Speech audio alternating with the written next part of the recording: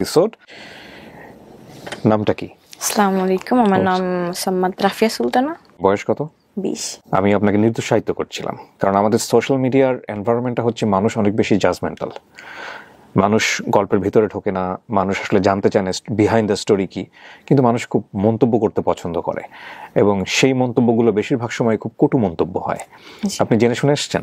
আমি সব জানি, আমি অনেক কিছু ভেবে আসছি। So you are mentally ready to go? Yes. শুরু করেন রাফিয়া।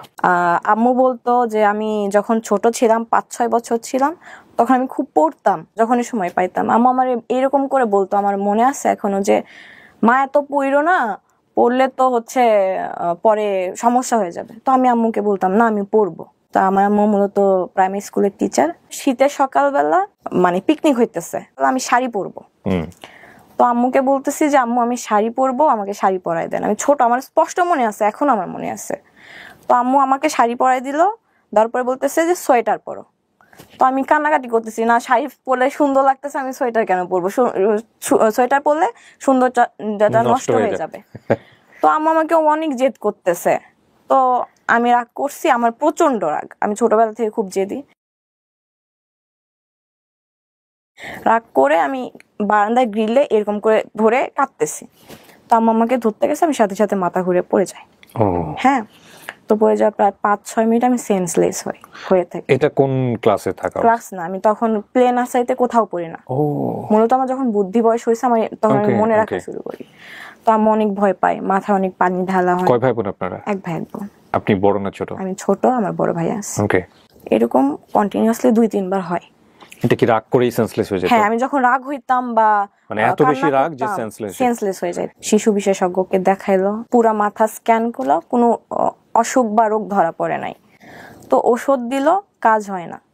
তো হয় না, গ্রামের মানুষ বলে যে কবিরাজ দেখাও, এই টাইপের কিছু। তো আমাকে অনেক ট্রাই করছে, রংপুর পীরের কাছে পর্যন্ত নিয়ে গেছে।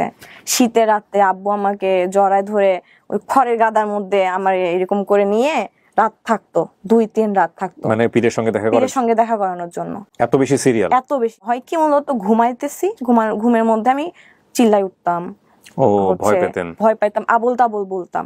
আমি পড়াশোনা কন্টিনিউ করতে পারতাম না, বেশি প্রেশার নিতে পারতাম না। তো আমি স্কুলেও রেগুলার যেতাম না।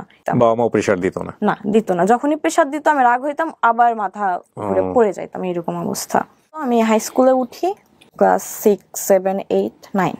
আমার একটা অ্যান্ড্রয়েড ফোন কিনছে, তখন স্যামসাং J7 আসছিল বাজারে। আম্মু এটা কিনছিল, আমার মনে আছে 19,500 টাকা দিয়ে কিনছিল। আচ্ছা।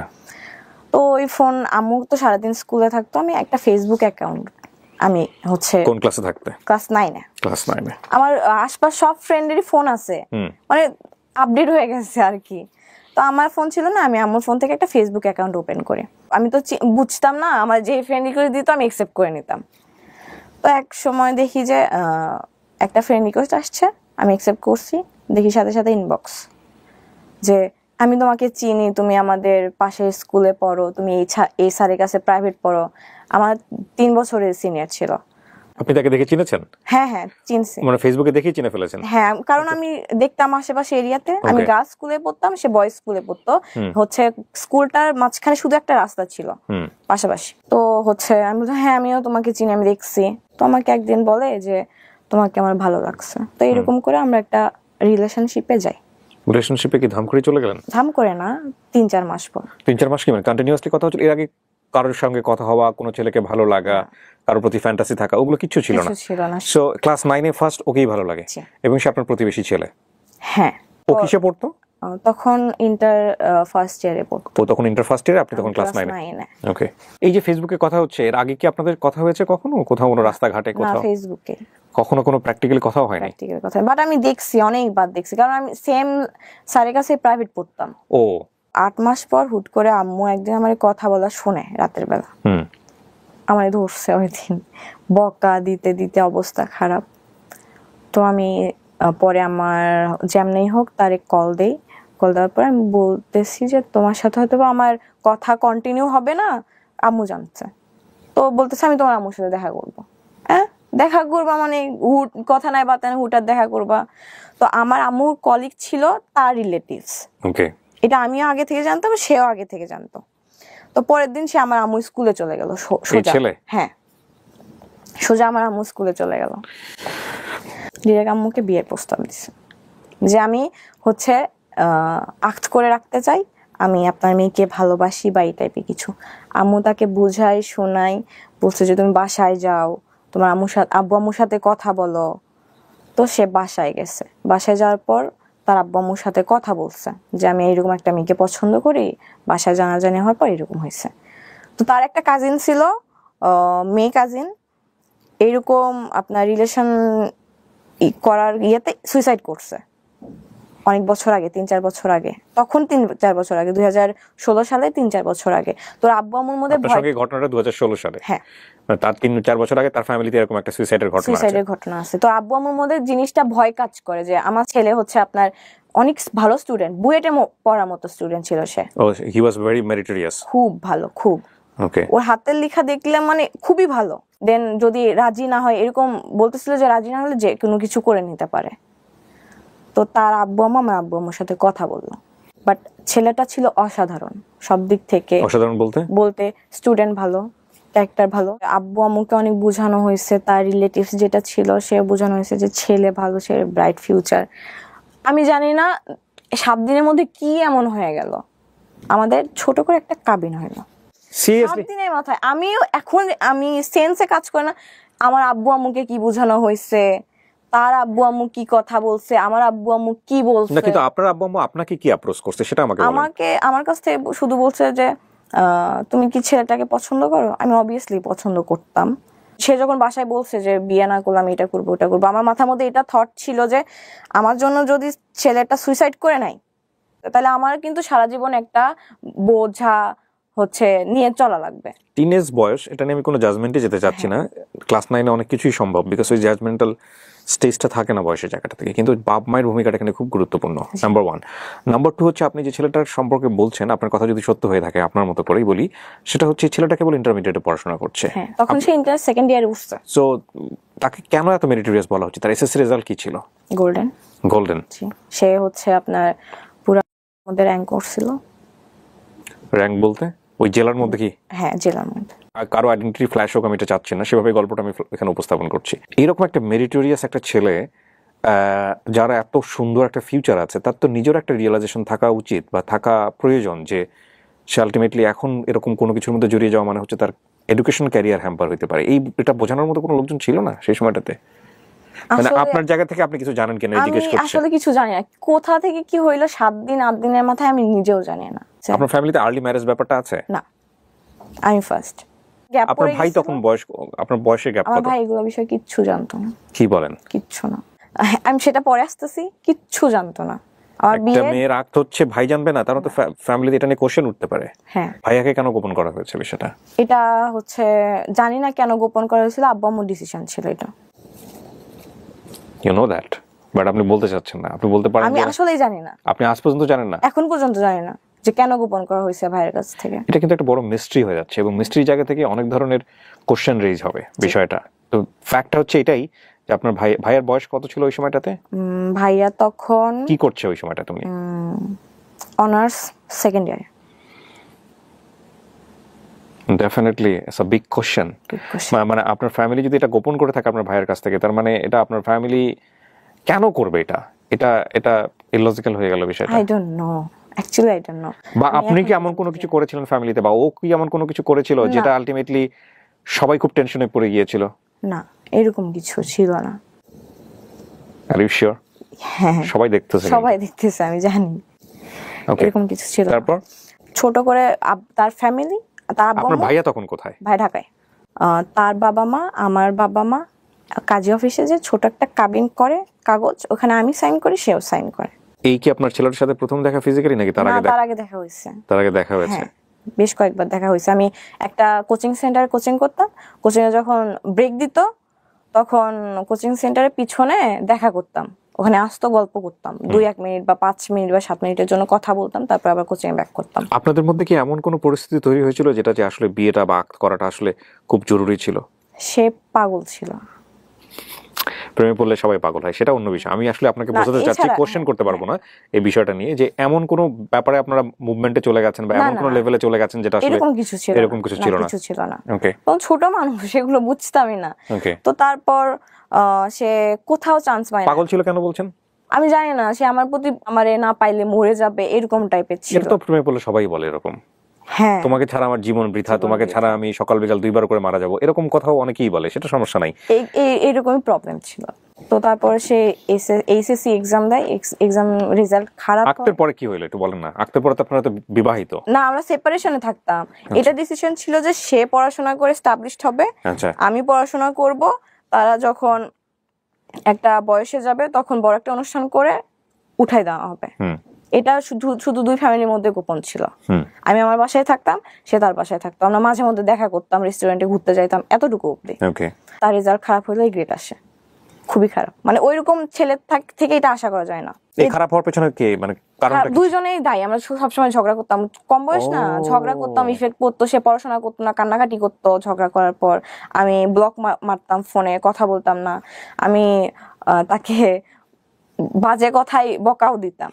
এখন মনে হচ্ছে যে না, এটা ভেরি ভেরি ইম্পর্টেন্ট স্টোরি। ওর বয়সী, ওই সময়ের বয়সী যারা টিনেজার তাদের জন্য না, সেই সব বাবা মায়ের জন্যও যারা এরকম ডিসিশন নেন বা নিতে বাধ্য হন। তো বাসা থেকে তো একটা আমার উপরও তো আসবে না যে তোমার জন্য হচ্ছে আমার লিটারালি তার বাবা বলে যে ওই মেয়ের সাথে হচ্ছে কাবিন করার পর আমার ছেলেটা লাইফ শেষ, আমার মুখের উপর বলা হয়েছিল। হুম আমিও তখন এসএসসি দেই। হুম। হ্যাঁ, একটা সাবজেক্ট আমার ফেল আসে।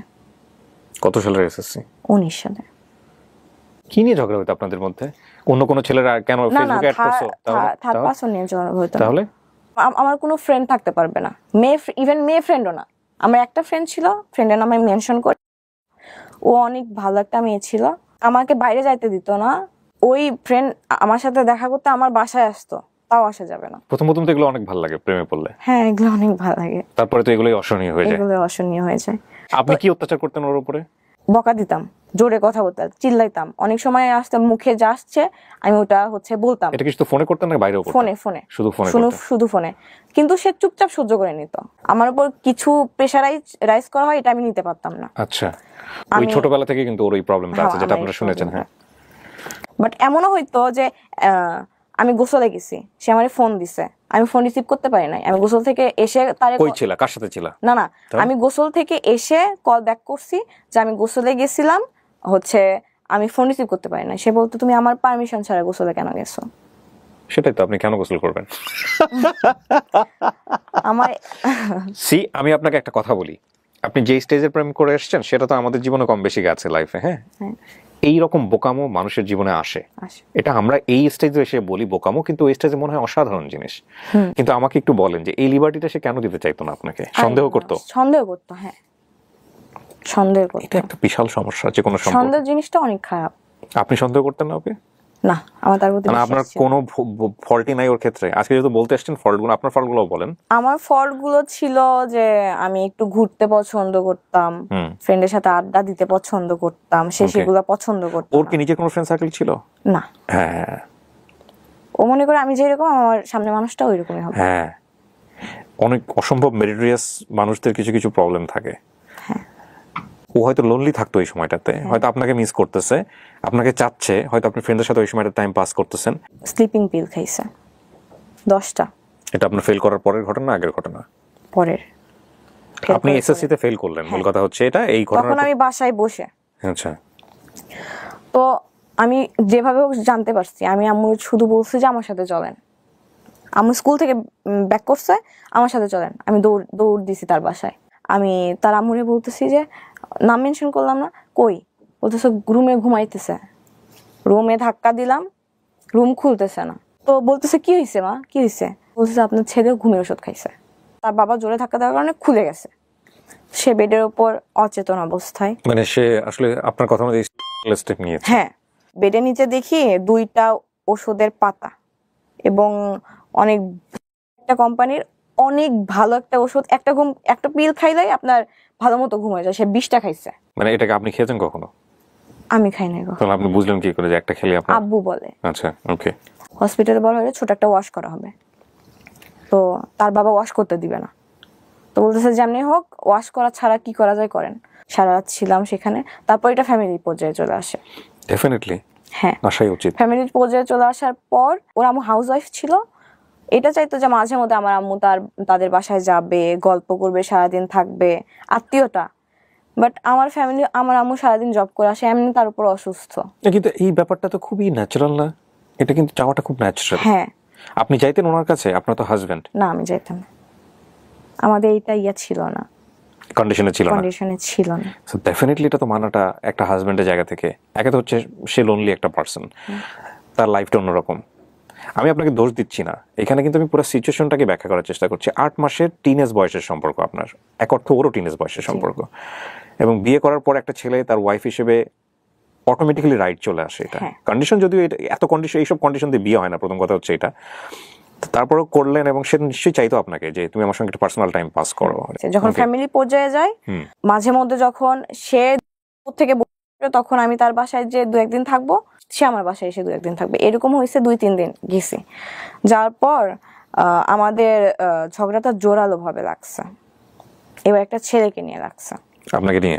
হ্যাঁ, পাশের গ্রামে একটা ছেলে ছিল, ওই ছেলে আমার নামে অনেক কথা বলতো যে হ্যাঁ এই মেয়ের সাথে আমি প্রেম করি, বিয়ে করার পরও আমার সাথে কথা বলে। যখন তারে বলা হয় প্রমাণ দেখা, সে প্রমাণ দেখায় না। তো ও হচ্ছে ওর ফ্রেন্ডদের মাধ্যমে শুনছে যে তোর বউ হচ্ছে এই ছেলের সাথে কথা বলে, এই ছেলে এগুলা বলে বেড়ায়, তো ওইটা নিয়ে লাগছে। তার এগুলা প্যারা জিনিসটা আমি নিতে পারতাম না। আস্তে আস্তে ওর এগুলো ব্যবহারে তার উপর থেকে আমার মন উঠে গেছিল। তারা প্রস্তাব দেয় আমার আব্বু আম্মুকে যে সে অলরেডি অনার্স 2nd ইয়ারে পড়ে, আমি তখন এসএসসি আবার দিব। প্রস্তাব করে আমার আব্বু আম্মুকে যে এগুলা ঝগড়া ততক্ষণ অব্দি না থামবে যতক্ষণ অব্দি তারা এক জায়গায় হবে। মানে বিষয়টা হচ্ছে ওদেরকে দুজনকে একসাথে রাখো, ঝগড়া শেষ হয়ে যাবে। ছোট একটা অনুষ্ঠান করে তাদেরকে উঠাই নেওয়া হোক, কিন্তু কন্ডিশন হইতেছে একটা, আমরা আমাদের ছেলের বউকে হচ্ছে পড়াশোনা করাবো না। এটা ওনারাই বলেছে? হ্যাঁ, আমাদের ছেলে বউকে দিয়ে আমরা তো জব করাবো না যে তার পড়াশোনা করা লাগবে, ছেলে মেয়েকে ABCD পড়াতে পারবে, এনাফ। তো এটা আমার গায়ে, আমার আব্বু আম্মুর গায়ে অনেক লাগে, দুজনেই টিচার, কেন পড়াশোনা করাবে না। তারপরে হইতেছিল না তার সাথে, আমার মনোমালিন্য সবসময় লেগেই থাকতো। 6 মাস কন্টিনিউ তার সাথে আমার কোনো কন্টাক্ট ছিল না। ডিসিশন নেওয়া হইলো যে আমাদের সেপারেশন হবে, ফ্যামিলিগতভাবে মিউচুয়াল ডিসিশন। বাট সে চাইতো না। তারপরে আমাদের সেপারেশন হয়। সেপারেশন বলতে কি আপনাদের ডিভোর্স হয়? ডিভোর্স কয় বছর পরে হয় এটা, কাবিন হওয়ার? 3.5 বছর। আপনি যে 3.5 বছরের গল্পটা বললেন, এর মধ্যে কোনো বিউটিফুল মোমেন্টস ছিল আপনাদের? হ্যাঁ, অনেক মোমেন্ট ছিল। একসাথে ঘুরতে বের হইতাম, টাইম স্পেন্ড করতাম, রেস্টুরেন্টে খাইতে যাইতাম, এগুলো ছিল, অনেক স্মৃতি ছিল। যখন আপনি সাইনটা করলেন তখন আপনার ফিলটা কি হচ্ছিল? সত্যি বলতে আমার মনে হচ্ছিল যে এটা লাইফে একটা বড় ইফেক্ট পড়বে, বাট আমি যে ডিসিশনটা নিতেছি আমি রাইট ডিসিশন নিতেছি। আপনাকে কেউ ইনফ্লুয়েন্স করেছে ওই সময়টা? ভাইয়া তো ততদিনে জেনে গেছে। হ্যাঁ। তারপরে কি বলেছিল ওনার জানার পরে? আমার সাথে কথা বলতো না। আব্বু আম্মুর সাথে কথা বলা রাখতো, দ্যাটস ওয়াই কথা বলতো, আমার সাথে কথা বলতো না। যদি কোনো দরকারে বাসায় আসতো, সামনে পড়তো, কোনো দরকারে যে রাফি, আমার রাফি বলে ডাকে, চান বা ভাত খাবো আম্মুকে বল, এতটুকু অব্দি, কথা বলতো না। ডিভোর্স হওয়ার পর তারপর করোনা আসে, যখন প্যান্ডেমিক সিচুয়েশন, তখন ঢাকা ভার্সিটি একটা ভাইয়া অনেক ভালো টিচার, ওনার ইংলিশ কোর্সে ভর্তি হওয়ার পরে ওই ইংলিশ কোর্সে অন্য একটা ছেলে পড়তো, তো আমরা অ্যাড হওয়ার পর আমাদের কথা হইতো পড়াশোনা বিষয়ে। এটা 2021 সালের জুনের দিকে।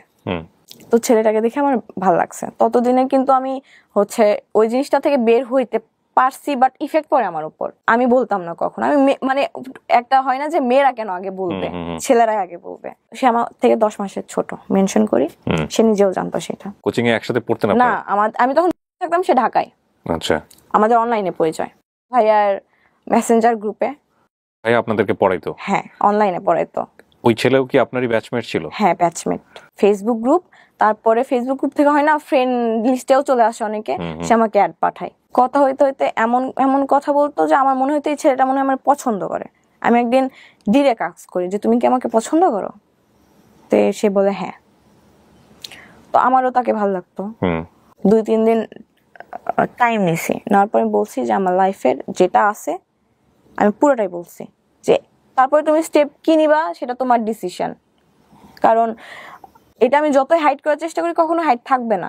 তো সে বলল যে আচ্ছা আমরা ফ্রেন্ড হয়ে থাকি, তুমি আমাকে একটা কথা দাও যে তুমি কখনো রিলেশনশিপে যাবে না, আমিও কখনো রিলেশনশিপে যাব না, আমরা ফ্রেন্ড হয়ে থাকবো, ফিউচারে কি হবে সেটা দেখা যাবে। Okay fine. এটা জুন মাস। সো কত সালের জুন মাস? 2021 সালের। সো প্রথমে এসে আপনাকে প্রপোজ করেছে প্রেমের প্রস্তাব, হ্যাঁ। পরে যখন জেনেছে তখন বলেছে ফ্রেন্ড হয়ে থাকি। হ্যাঁ। ওকে। জানি না ছেলেটার প্রতি আমি দিন দিন উইক হয়ে পড়ছি প্রচন্ড পরিমাণে। প্রচন্ড বলতে? প্রচন্ড। তাকে তো সবসময় ভিডিও কলে দেখতাম, ছবিতে দেখতাম, আমার ইচ্ছা করলো আমি তাকে সরাসরি দেখব। তার গ্রামের বাসা ভোলাতে। তাকে আমি বলি যে আমি তোমাকে দেখব, তো বলে যে তো আমি তাকে দেখার জন্য ভোলাতে যাই। থেকে ভোলার ডিস্টেন্স 550 কিলো। আপনি ও জানতো যে আপনি ভোলাতে যাচ্ছেন? না। এটা কয়দিনের মধ্যে? 2.5 মাসের মধ্যে। 2.5 মাসের মধ্যে? জি। আমি আমার এই ঘটনা কি এটা প্রমাণ করে না যে আপনি বাই ন্যাচারালি অনেক বেশি ক্রেজি?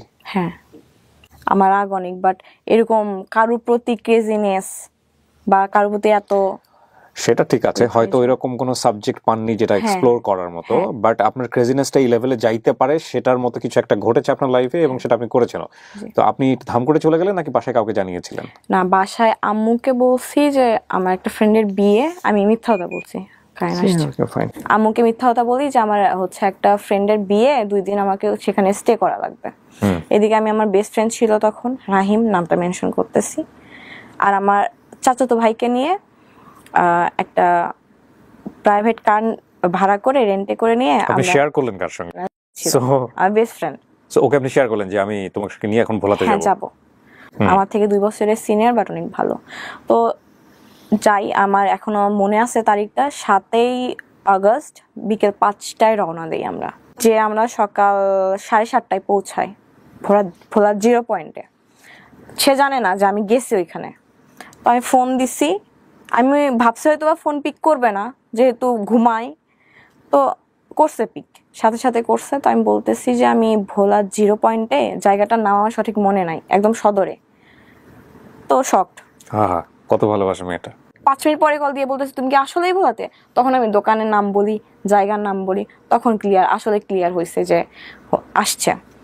তুমি যে আসছো, আমি তো 1 ঘন্টার বেশি তোমাকে টাইম দিতে পারবো না।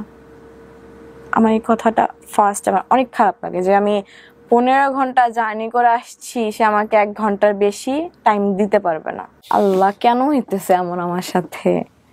প্রিয় দর্শক এবং শ্রোতা, এই সময়টাতে কিছুটা কালার ডিস্টরশন হতে পারে বা কালারে কিছুটা চেঞ্জ আসতে পারে, বিকজ আমাদের লাইটের সেটআপটা চেঞ্জ হয়েছে বারবার ইলেকট্রিসিটির লোডশেডিং এর কারণে। সো একটু চেঞ্জেস আসতে পারে, এটা একটু চোখে লাগতে পারে, এটা আপনারা কনসিডার করবেন।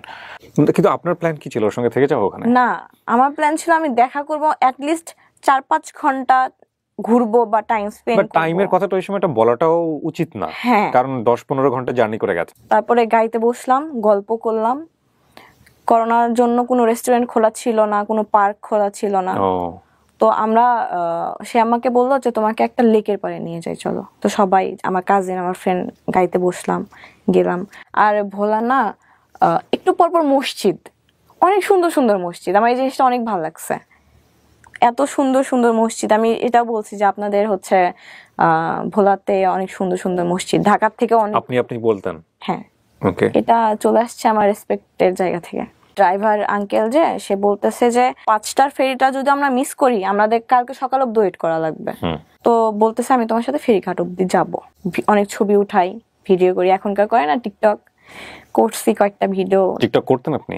এখনো করেন? না, তার জন্য ছেড়ে দিছি। এই ছেলেটার জন্য? হ্যাঁ, পছন্দ করতো না। তো তারপরে সে আমার সাথে থাকতে পারতেছে না, তো অনেক আমি বললাম যে আপনি এখান থেকে বাসায় যান। হ্যাঁ, তো সে কোন এক ফ্রেন্ডকে ফোন করলো যে তুই আমার বাসায় একটু ম্যানেজ করিস, যদি ফোন দেয় আম্মু বলিস যে আমি তোর সাথে আছি। তো সে আমাকে বললো যে আমি তোমার সাথে বরিশাল পর্যন্ত যাব, মানে নদীটা পার হইলেই বরিশাল জেলা। তো আমি খুশি হইলাম যে হ্যাঁ, অ্যাটলিস্ট যেটা বলছে যে 1 ঘন্টা থাকবে, তার থেকে বেশি সময় সে তো কোম্পানি দিচ্ছে। হ্যাঁ, তার জন্য আমি গিফট নিয়ে গেছি, 2-3টা টি শার্ট, একটা ঘড়ি, ওই ঘড়িটা আমি অনেক কষ্ট করে আমি ওই ঘড়িটা ম্যানেজ করছি। সে চকলেট খাইতে পছন্দ করতো, এগুলো নিয়ে গেছি। বলতেছে এগুলো আমি কিভাবে নিয়ে যাবো, আমি তো এগুলো নিয়ে বাসায় ঢুকতে পারবো না, আম্মু অনেক কোশ্চেন জিজ্ঞেস বলতে করবে। তো সমস্যা হবে। হ্যাঁ, হ্যাঁ, সুন্দরভাবে বিদায় দিল আমাকে। আমি অনেক মজা নিয়ে আসছি যে তার সাথে অন্তত দেখা হয়েছে আমার। আমি ভোলা থেকে যাওয়ার 8 দিনের মাথায় সে ঢাকায় আসে কলেজে অ্যাসাইনমেন্ট জমা দেওয়ার জন্য। ঢাকাতে পড়তো সে? হ্যাঁ, আমি ভাবলাম আমি আবার যাবো তার সাথে দেখা করতে ঢাকাতে। হ্যাঁ, কি মানে আমি জানি না তখন কি বলছি, যে কোনো একটা বই ম্যানেজ করছে আম্মুকে। আর আমারকে আম্মু কখনো না বলে না, আমার বিকজ অফ ওই ইনসিডেন্টের কারণে। ইনসিডেন্টের কারণে, প্লাস আমি অসুস্থ, যদি আমাকে একটা জিনিস নিয়ে না করে আমি রেগে যাই, রেগে যে যদি আবার মাথা ঘুরে পড়ে যায়, আবার অসুখটা আবার ব্যাক করে, এটার ভয়ে আব্বুকে বলা হয়েছে যে পিকনিকে যাচ্ছি। তো আমি আমার ওই ফ্রেন্ড আবার ওই কাজিনকে নিয়ে আমি ঢাকায় আসি। ঢাকায় এসে তাকে কল দেওয়া হয়। কল দেওয়া হওয়ার পর 10 নাম্বার, মিরপুর 10-এ কল দেওয়া হয়েছে যে 10 নাম্বারে আছে, আসো। সেও জানে না যে আমি আসছি। আমি আমার ফ্রেন্ডকে দিয়ে কল দেওয়া হয়েছি যে তুমি বলো তুমি আসছো ঢাকায় কাজে, তুমি ওর সাথে দেখা করবা। তো সে আসে, একসাথে খাওয়া দাওয়া করলাম, বসলাম, খাওয়া দাওয়া করলাম। সন্ধ্যার পরে সে হোটেলে আসলো যে চলো তোমাদের হোটেল অব্দি পৌঁছাই দেই, তারপরে ওখানে কিছুক্ষণ গল্প করে আমি চলে আসবো।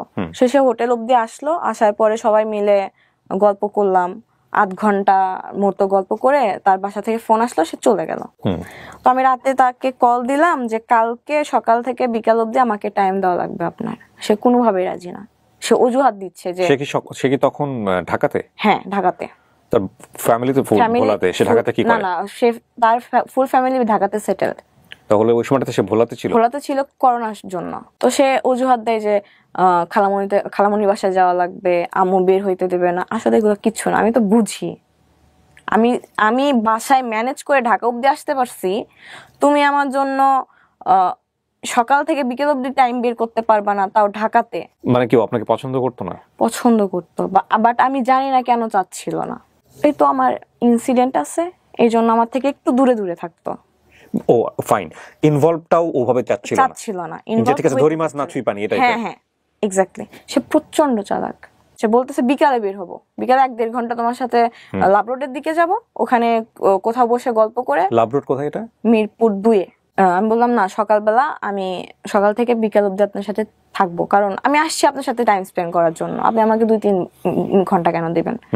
তো সকালবেলা বের হয়েছে 10টার সময়, ঘুরছি ঢাকা শহর, যমুনা ফিউচার পার্কে, বসুন্ধরা সিটিতে, পার্ক, রেস্টুরেন্ট। আমার সাথে যতক্ষণ ছিল আমি কখনো এটা ফিল করতাম না যে তার সাথে আমার ফ্রেন্ডশিপ, বয়ফ্রেন্ড গার্লফ্রেন্ড। আপনি এটা ফিল করতেন? আমি ফিল করতাম, সেও ফিল করতো।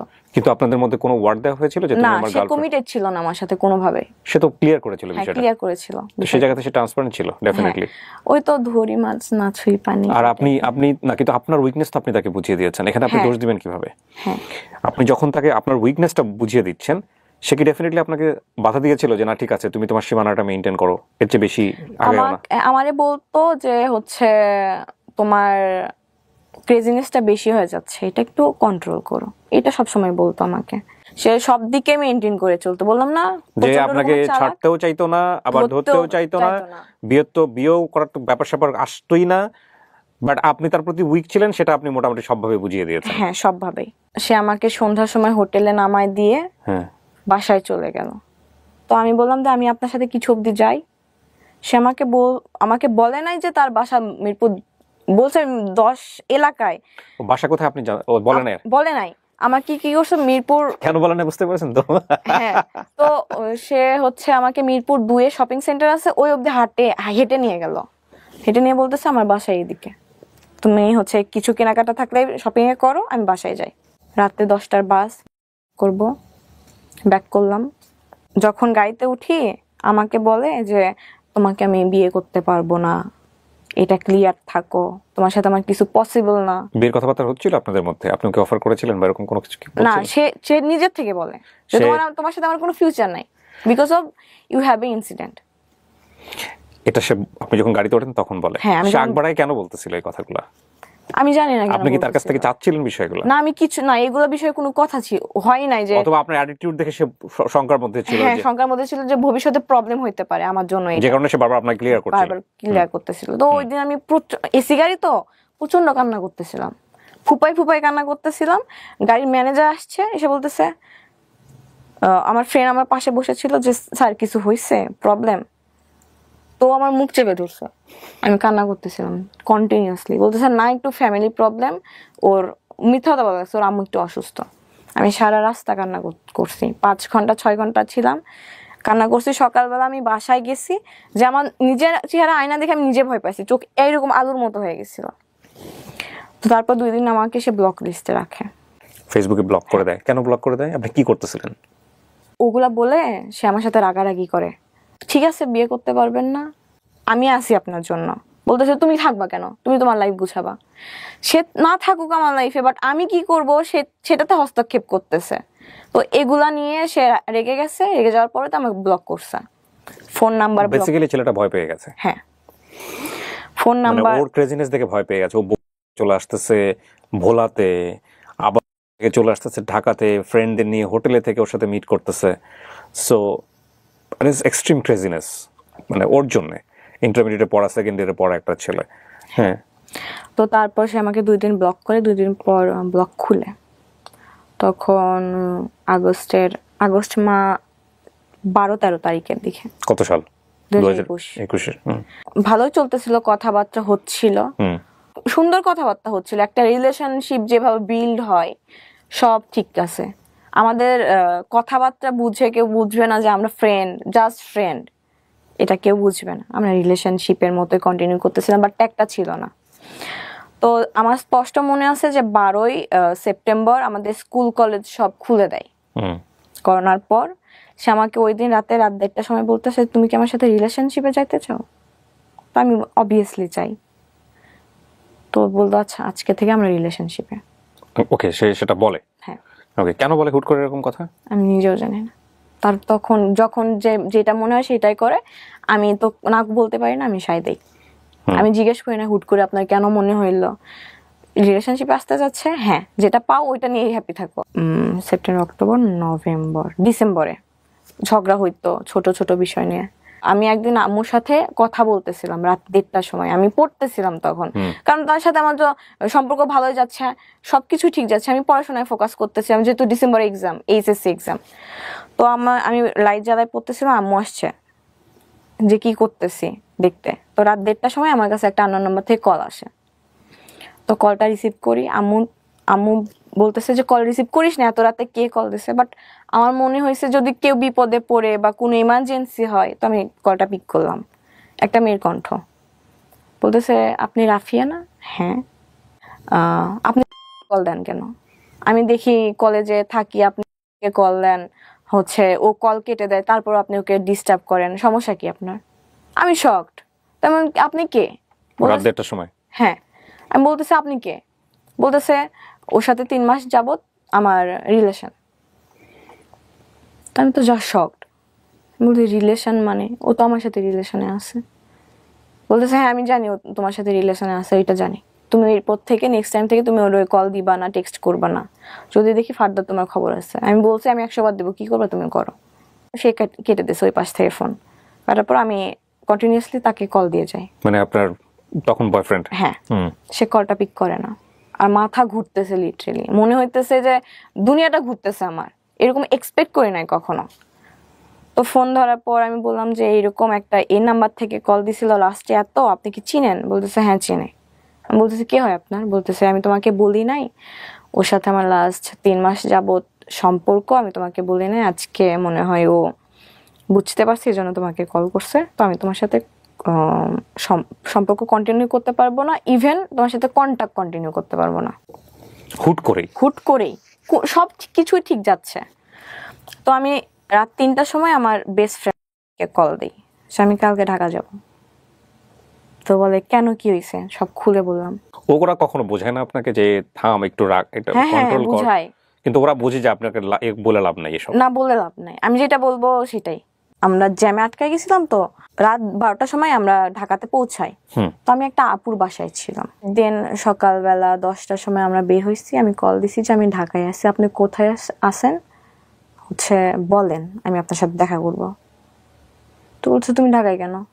আমি বলতেছি আমার কাজ আছে আপনার সাথে, এই জন্য আমি ঢাকায় আসছি।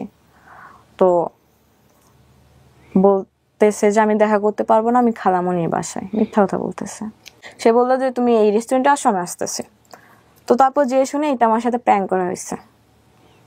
প্র্যাঙ্ক করছে? হ্যাঁ, যে আমাকে বোঝার জন্য যে আমি কি রিয়াকশন দেই। তারপর মেয়েটাকে নিয়ে আসো। মেয়েটাকে সাথে আমার কথা হয়েছে। কিন্তু বলেন যে আপনি মেয়েটাকে নিয়ে আসো এখানে, আমি প্র্যাঙ্ক করছে কিনা আনছে। হ্যাঁ, কথা হইছে, প্র্যাঙ্ক ছিল, তারা প্ল্যান করে করছে এটা। আসলে প্র্যাঙ্ক ছিল? হ্যাঁ, আসলেই ছিল। ওকে। আমার তখন প্রচন্ড রাগ উঠছে। ওঠার পরে বলতেছে, শান্ত করলো, অনেক কিছু বুঝাই।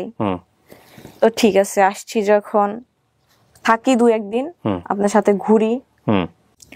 তো তারপরে আমি ব্যাক করি পরের দিন। তো আমার এটা প্ল্যান ছিল যে আমি ঢাকায় শিফট হবো। ঢাকায় শিফট হওয়ার একটাই রিজন যে আমি তার কাছাকাছি থাকবো। হ্যাঁ, ঝগড়া হলে ব্লক দিয়ে দেয়, শেষ, আর কোনো যোগাযোগের কোনো ওয়ে নাই। তো তার বার্থডে ছিল, এটা কাহিনী। আমি গেছি ঢাকায় আপনার 5 অক্টোবর থেকে 9 অক্টোবর অবধি ছিলাম। তার বার্থডে ছিল 16 অক্টোবর। ওকে। আমি খুব অসুস্থ হয়ে পড়ি 12 অক্টোবর। আমাকে স্যালাইন পুশ করা হয়। আমার প্ল্যান ছিল আমি 16 অক্টোবর তাকে সারপ্রাইজ দেবো ঢাকায়। কিন্তু সামহাও আমি একটু সুস্থ হই। সুস্থ হওয়ার পর আমি আমার ওই ফ্রেন্ডকে নিয়ে আবার ঢাকায় যাই 15 তারিখে রাতের বেলা। ওকে। তো তাকে সারপ্রাইজ দেই, সে খুশি হয়েছে। ওই রাতে আবার আমরা ব্যাক করি। তারপর সে আমার কথা শোনাইতেছে যে আমি যদি আমার একটা ছেলে ফ্রেন্ডকে নিয়ে, মেয়ে ফ্রেন্ডকে নিয়ে যাই তোমার সাথে দেখা করতে, সারা রাত ছিলাম সেই মেয়ের সাথে গাড়ির মধ্যে, তোমার কেমন ফিল হবে? তো আমি আমার ভুলটা বুঝতে পারছি যে যেটা কন্টিনিউ হইতেছে এটা ঠিক হইতেছে না, বা আমি বেশি পাগলামো করতেছি। তার মানে আপনি যদি একটা মানুষকে 20 কেজি ভালোবাসেন, সে মানুষ কিন্তু আপনাকে 2 কেজি ভালোবাসবে, এটা নিয়ম। তো আমি বললাম যে আচ্ছা সরি, আর এটা নেক্সট টাইম আমার রিপিট হবে না। সে এটা নিয়ে আমার অনেক কথা শোনাইছে। আমি বারবার সরি বলছি। যত সরি বলি সে আরো তত কথা শোনায়।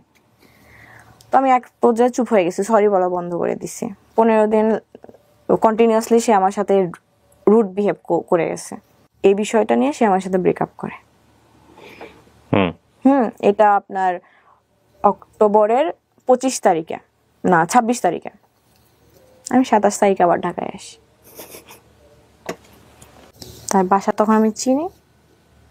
তো বাসা নিচে যে আমি কল দিই যে আমি আপনার বাসার নিচে, আপনি একটু নামেন। তো নামছে, আমার সাথে আমার আপু ছিল, একটা আপু। তো তাকে বুঝাই যে আপনি সিলি রিজনের জন্য আপনি আমার সাথে ব্রেকআপ করলেন কেন। তো তাকে বুঝাই, অনেকক্ষণ যাবত বুঝানোর পরে ঠিক আছে করার পর তখন আপনার ইন্টারভিউ পড়েন? হ্যাঁ, বললাম তখন অক্টোবর মাস, নভেম্বর ডিসেম্বরে এক্সাম। তো বুঝানোর পরে আমি আরেকদিন স্টে করি। তারপরের দিন এক্সাম ছিল। তো আমি আরেকদিন স্টে করছি, এক্সাম শেষ করে তার সাথে আমি একটু টাইম স্পেন্ড করে আমি বাসায় ব্যাক করব। এটা আমি কোনোভাবে আর আব্বুর কান থেকে ইয়ে করতে পারি নাই। আব্বু কান অব্দি চলে গেছে। আম্মু তো এতদিন জানতোই, এখন আব্বু কান অব্দি গেছে। তো আমি বাসায় ফেরার পরে এত মারে নাই আমাকে, মা ছাড়া যা করা লাগছে করছে, রুমের মধ্যে আটকায় রাখছে। হ্যাঁ, এটা আমি তার কান অব্দি পৌঁছাই নাই, স্টিল নাও জানে না। এই রেকর্ডিং যদি তার কান অব্দি যায় তাহলে সে জানবে। রুমের মধ্যে আটকায় রাখছে। ডিসেম্বর মাসে পরীক্ষা, আমার যেমনি হোক পরীক্ষা দেওয়া লাগবে। বিকজ আমি পড়াশোনা করার জন্যই আমি আগের সম্পর্ক থেকে মুভ অন করছি, ডিভোর্সটা নিছি যে আমার যাওয়া লাগবে, লাইফে কিছু করা লাগবে, পড়াশোনা ছাড়া কোনো মেয়ের গতি নাই, আমি যেটা মনে করি। তো আমি আব্বুকে বুঝাই যে ভুল হয়েছে, আমি আর কোথাও যাব না, আমি ওর ছেলের সাথেও কথা বলবো না। আমার কাছ থেকে ফোন 2 দিনের জন্য নিয়ে নিছিল, আমি আম্মুর ফোন দিয়ে তার সাথে কথা বলি। তারপর ডিসেম্বরে এক্সাম। আমি আব্বুকে বলছি, আম্মুকে অনেকদিন যাবত বলতেছি যে আমি কোচিং করার জন্য ঢাকায় যাবো, কোচিং করবো ফার্মগেট শাখায়। তো আম্মু রাজি ছিল। আব্বু কোনোভাবে আমাকে পাঠাবে না, আমি কখনোই বাইরে থাকি না, বাইরে থাকি নাই। আর আব্বু মনে করতো যে আমি বাইরে থাকলে দুষ্টুমি করবো, এই জন্য রাজি হচ্ছিল না। তো আমার 5 তারিখে এক্সাম ছিল, 7 তারিখে এক্সাম ছিল। এক্সাম দেওয়ার পর আমি বাসায় বলি আমি কিন্তু যাবোই ঢাকায়। তো আব্বু কোনোভাবে পাঠাবে না। তো আমি বললাম তাহলে আমি এক্সাম দিব না। তো আব্বু বলছে দিস না, সেটা তোর। বাবা তো তখন জানে আপনার ঢাকায় আসা মানে কি? হ্যাঁ, আব্বু জানতো। তো দিস না, বলতেছে এক্সাম দিবি না, দিস না, সেটা তোর সমস্যা। তো আম্মু আমাকে অনেক বুঝাইলো যে আচ্ছা আমি ম্যানেজ করবো, আমি তোমার আব্বুকে বুঝাবো, তুমি এক্সামটা দাও। এর মধ্যে ভাইয়া ইনভলভ হয়ে গেল। আব্বু ভাইকে ফোন করে বলছে, আব্বু ভাইয়া তখন ঢাকাতে? ভাইয়া ঢাকাতে। ভাইয়াকে বলছে 9টার সময়। আপনি যে ঢাকায় আসতেন আপনার ভাইয়া জানতো না? না, ভাইয়াকে বলছে রাত 9টার সময়, ভাই 10টার বাসে চলে আসছে ওই তখনই। আমি ভাবছি এবার আমার শেষ, আমার এক্সাম শেষ, আমার লাইফ শেষ। ভাইয়াকে প্রচন্ড পরিমাণ ভয় পাই, প্রচন্ড গম্ভীর টাইপের, বাট একবার আগ হইলে শেষ। সকাল সারা রাত আমি ঘুমাই নাই, তাকে টেক্সট করতেছি যে আমার ভাই আসতেছে, শেষ, আমার ঢাকা যাওয়া শেষ, আমার এক্সাম দেওয়া শেষ, আমার সব শেষ। আয়সা আমাকে রুমের মধ্যে বন্দি করে রাখবে। তো বলতেছে যে তুমি তোমার সাথে আমার যা ছবি ছিল, স্মৃতি ছিল, সব ডিলিট করে দাও। তো আমি জাস্ট এটা মনে করতেছিলাম যে এরকম একটা কিছু আসবে। তো ডিলিট করে দাও। তো আমি তার কথার প্যাচে পইরা সব ফোন থেকে ডিলিট করে দিছি যে ভাইয়া দেখলে প্রবলেম হবে। না সে কি বোঝাচ্ছিল আপনাকে? ভাইয়া দেখলে প্রবলেম হবে, সেজন্য ডিলিট করো? হ্যাঁ। তো আমি ডিলিট করছি। ভাইয়া এসে আমার ফোন চেক করে নাই। ভাইয়া এসে জাস্ট আমার রুমের দরজাটা লাগাই দিছে। আম্মু ধাক্কাইতেছে, একটা লাঠি নিছে, মোটা লাঠি, এত বড়। তো বলতেছে কি হয়েছে বল। আমার অফিস আছে, আমি সবকিছু ছাইরা আসলাম, তো সমস্যা কি? একবার লাইফে এত কিছু ফেস করে আসছোস, তারপরে তো শিক্ষা হয় নাই। তো আমি জাস্ট চুপ, আমি কোনো কথা বলতে, আমার হাত পা কাঁপতেছে লিটারালি। তো আম্মু জানালা দিয়ে ইয়ে করতেছে যে ওকে মেরো না, বড় হয়েছে, মায়ের দিয়ে কোনো লাভ হবে না, বুঝাও। তো ভাইয়া বুঝাইলো, আমাকে মারে নাই। বলতেছে ভাইয়ার কথা হইতেছে যে তুমি ঢাকায় গেলে তোমার সাথে আমার সম্পর্ক থাকবে না, হ্যাঁ, আর তুমি যদি পরীক্ষা না দাও, আমি বলছি যে আমি এইচএসসি পরীক্ষা দিব না, অ্যাটেন্ড করবো না, 2টা পরীক্ষা অলরেডি হয়ে গেছে, তাহলে তো ভুলেই যাবা তোমার ভাই না, ভাই বলতে কেউ ছিল। ঢাকায় আপনি যাওয়ার জন্য এত ক্রেজি কেন? তার জন্য জাস্ট মিট করবেন না? তার আশেপাশে থাকবো আমি, ঢাকায় সেটেল হওয়ার প্ল্যান। বাট পরীক্ষা তো আপনি দিচ্ছেন তখন কলেজে? হ্যাঁ। তো পরীক্ষাটা দিয়ে আপনি ঢাকায় আসবেন? হ্যাঁ। তো তার আগে আপনি ঢাকায় আসবেন? তার আগে বলে দিছে যে আমার আগে ঢাকা পাঠাবে না। ও তার আগে বলে দিছে ঢাকা পাঠাবে না? হ্যাঁ, এই জন্য আমার এত ক্রেজিনেস। ওকে। তো ভাইয়া অনেকক্ষণ যাবত বলতেছে তোর ছোট থেকে বেসিক জিনিসটা নাই, তোর পড়াশোনা হবে না, তুই একটা কাজ কর। ভাইয়া আবার সিএসসি সাবজেক্টে পড়তো। ভাইয়া অনেক ভালো প্রোগ্রামার, আমি তোকে একটা ল্যাপটপ কিনে দিচ্ছি, তুই এই লাইনে চলে আয়, আমি তোকে কাজ দিব, তুই মান্থলি 30 থেকে 35 হাজার টাকা ইনকাম করতে পারবি ঘরে বসে। হ্যাঁ। তো আমি বললাম এটা কোনো কথা, আমি পড়াশোনা করব না। বলতেছে এই পরীক্ষা দে, পরীক্ষা দেওয়ার পর আর কোনো কাজ নাই। তো এটা একটা অপশন। আর একটা অপশন হচ্ছে তুই বাসা থেকে পাবলিকের জন্য প্রিপারেশন নে, তুই যে কোনো একটা ভার্সিটিতে যদি ওয়েটিং লিস্টেও থাকিস, আমি তোকে কথা দিচ্ছি আমি পরের বছর তোকে ঢাকায় নিয়ে কোচিং করাবো। তো অলরেডি আমার 1 বছর কিন্তু গেছে এইদিকে, আমি আর চাচ্ছি না আমার 1 বছর গ্যাপ যাক। তো আমি বলতেছি যে ভাইয়া এটা আমার পক্ষে পসিবল না। আমি ভাইয়ার পা ধরে কান্না করছি। ভাই বলতেছে আমি তোমাকে ঢাকায় নিব না। পা ধরে কান্না করছেন যে ছেলেটার কাছাকাছি থাকবে না? হ্যাঁ, আমি ঢাকায় যাব। কি বলতেছিলেন ভাইয়া যে আমি ওকে অনেক পছন্দ করি? না ওই কথা জানে না ভাইয়া, তখনও জানে না ভাইয়া, এখনো জানে না, স্টিল নাও জানে না। কি বলেন? তো না জানলে ভাইয়া কেন আপনাকে? মনে করতেছে যে আমি ঢাকায় গেলে বেয়াদব হয়ে যাব, দুষ্টামি করব, এগুলোর জন্য ভয় পাইতো ফ্যামিলি থেকে আমাকে নিয়ে। এই জন্য ঢাকায় আসলে হয় না যে অনেক ছেলেরা ড্রাগ অ্যাডিক্টেড হয়ে যায়, ওকে, এগুলা নিয়ে ভয় পাইতো। আপনি কখনো ট্রাই করেছেন? জীবনে কখনো না। তো এত ভয় কেন পাবে যেখানে ভাই ঢাকাতে আছে? আপনাকে ইনসিডেন্ট হয়ে গেছে আমার লাইফে। আপনার ভাই ম্যারিড ছিল ওই সময়? না, ভাইয়ের সঙ্গে আপনি থাকতে পারতেন। ভাইয়া তো উত্তরাতে থাকতো, উত্তরা থেকে ফার্মগেট তো অনেক দূর হইতো। বাট আপনি ফার্মগেটেই থাকতে চাচ্ছেন এরকম কথা বলেছেন? হ্যাঁ, কারণ ফার্মগেট আমার কোচিং, এটা তো ম্যানেজ করা যেত সামহাউ। জানি না আমি এত কেন ক্রেজি হলো বিষয়টা নিয়ে, যেহেতু জানে না সে ছেলেটা সম্পর্কে। তারপর ভাইয়া জাস্ট বললো যে আমি তোমাকে ঢাকায় নিব না। আসার সময় বললো আমার একটা বিড়াল ছিল, আমি অনেক শখ করে কিনছিলাম, আমি টাকা জমাই 25,000 টাকা দিয়ে বিড়ালটা কিনছিলাম। ভাইয়া বলে যে 25,000 টাকা দিয়ে আপনি একটা বিড়াল কিনছেন? কত ঘুরে বেড়ায় আশেপাশে? পার্সিয়ান ক্যাট ছিল। ওকে। তো বলতেছে এই বিড়ালটা তুমি সেল দিবা। আমি ওকে 6 মাস নিজের কোলের মধ্যে নিয়ে ঘুমাইছি। তো না হইলে তোমার ঢাকা যাওয়ার সম্ভাবনা নাই।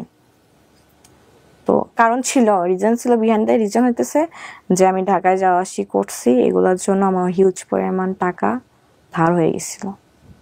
হিউজ অ্যামাউন্টটা বলতেছি না। তো এটার জন্য ভাই রেগে গেছে, এটার জন্যই মূলত রেগে গেছে। ধার করতেন কার কাছ থেকে? আমার ফ্রেন্ড হচ্ছে যে আমার সাথে আসতো, ও দিত। তো ওর কোনো গার্লফ্রেন্ড ছিল না? ও আপনাকে পছন্দ করতো? না না না না, এই টাইপের কিছু না, আমাদের মধ্যে অনেক ভালো ফ্রেন্ডশিপ। প্রচন্ড কষ্ট, 6 মাস একটা প্রাণীকে কোলের মধ্যে নিয়ে। তো 1 তারিখে আমার বার্থডে ছিল, তো আমি রাত 12টার সময় ফোন নিয়ে বসেছিলাম যে আমার বয়ফ্রেন্ড আমাকে উইশ করবে। তো 12টা বাজছে জাস্ট, তখনই একটা আননোন নাম্বার থেকে কল আসছে। আমি ভাবছি সে অন্য নাম্বার থেকে কল দিছে। কল পিক করে আমি দেখি যে অন্য একটা ছেলের কণ্ঠ। 10 সেকেন্ড কথা বলছি আমি বলতেছি তুই রাখ, আমার একটা ফ্রেন্ড, তুই রাখ, আমি তোরে পরে কল দিচ্ছি। এই 10 সেকেন্ডের মধ্যে আমার ফোন ওয়েটিং এ পাইছে। ও হ্যাঁ, আমার বয়ফ্রেন্ড। তো ওর কথা হচ্ছে, ওর প্ল্যান ছিল যে ও 1 তারিখে যাবে আমার সারপ্রাইজ দেওয়ার জন্য। তো সে আমাকে ফোন দিয়ে র্যান্ডমলি শুভ জন্মদিন, হচ্ছে দিন ভালো কাটাও, এরকম টাইপের উইশ করে রেখে দিল। আমি বুঝলাম না কেন এটা হলো, আমি তো জানিও না ওয়েটিং এ পাওয়ার পর এরকম সিচুয়েশন হয়েছে। তো দেখি আমার সবখান থেকে ব্লক করলো। 10 সেকেন্ড কেন ওয়েটিং এ পাইছে? আমি আমার গার্লফ্রেন্ডকে আমি ফার্স্টে উইশ করব, অন্য আমি ওয়েটিং এ পাবো কেন? এইটা তার কনসেপ্টটা ছিল এরকম। আমি তো ওই দিন বের হবই না, সে আমাকে ব্লক করছে। ড্রেসটা তার গিফট করা, আমি ইচ্ছা করে পরে আসছি। ও তো ঢাকায় যাওয়ার পর হচ্ছে তার সাথে যোগাযোগ করি ফ্রেন্ডের মাধ্যমে। সংসদ ভবন হয় হচ্ছে আপনার ফার্ম গেটের এলাকায়। তো আমি বলি ওখানে দেখা করেন। সে আমার ওখানে আসলো, আসার পরে বলে যে আমি তোমার সাথে কন্ট্যাক্ট কন্টিনিউ রাখতে পারবো না। সে স্কোপ পাইলে আমার সাথে কন্ট্যাক্ট অফ করার ট্রাই করতো। তো ওখানে আমি কান্না করে দিছি, মারাত্মক লেভেলের কান্না। তো আমার কান্না দেখে তার একটু খারাপ লাগছে, বুঝাইলো ঠিক আছে কন্ট্যাক্ট অফ করা লাগবে না, যেমন আছে অমন থাকি। আচ্ছা ঠিক আছে। আমি জানুয়ারি মাস ফেব্রুয়ারি মাস পুরোটা ঠিক ছিল। আমি ধুমসে পড়ছি জানুয়ারি ফেব্রুয়ারিতে, 3টা 4টা অব্দি পড়তাম ভোর, যে আমার চান্স পাওয়া লাগবে ইউনিভার্সিটিতে। হ্যাঁ, কারণ আম্মুকে আমি এটা কথা দিয়ে আসছি, আম্মুকে সারা জীবন অনেক পেইন দিছি। তো আমি হুট করে অসুস্থ হয়ে যাই মার্চে, আবার আমার ওই প্রবলেমটা দেখা দেয়। আমি আবার হ্যাঁ সেন্সলেস হয় ওটা। তো এটার প্রেশারটা যাইতেছিল একটু তার উপর, যে আমি একটুতে রেগে যে তার উপর হচ্ছে একটু চিল্লাইতাম যে এখনই দেখা করেন। তারও কিন্তু অ্যাডমিশন, সে বলতো আমি তোমার সাথে দেখা করতে পারবো। তখন তো আপনি ঢাকাতেই? হ্যাঁ, তাও বলতো আমি দেখা করতে পারবো না। কোথায় থাকেন আপনি তখন? আমি ফার্ম গেট থাকি। ফার্ম গেট থাকেন কোথায়, কারো বাসায়? না, হোস্টেলে। হোস্টেলে থাকেন। সপ্তাহে 3 দিন কোচিং থাকতো, 3 দিন দেখা করতো, এমনিতেই আলাদাভাবে দেখা করতো না। আমি বুঝতাম তার পড়াশোনা আছে। তো আমি এরকম অসুস্থ হয়ে যাওয়ার পর আমি আর পড়াশোনাটা কন্টিনিউ করতে পারি না। তো আমার এগুলো পাগলামো দেখে আমি সেন্সলেস হয়ে যাই। তো আমাকে বাসায় পাঠাই দিল যে তুমি বাসায় যাও, কয়েকদিন থেকে আসো, ভাল লাগবে।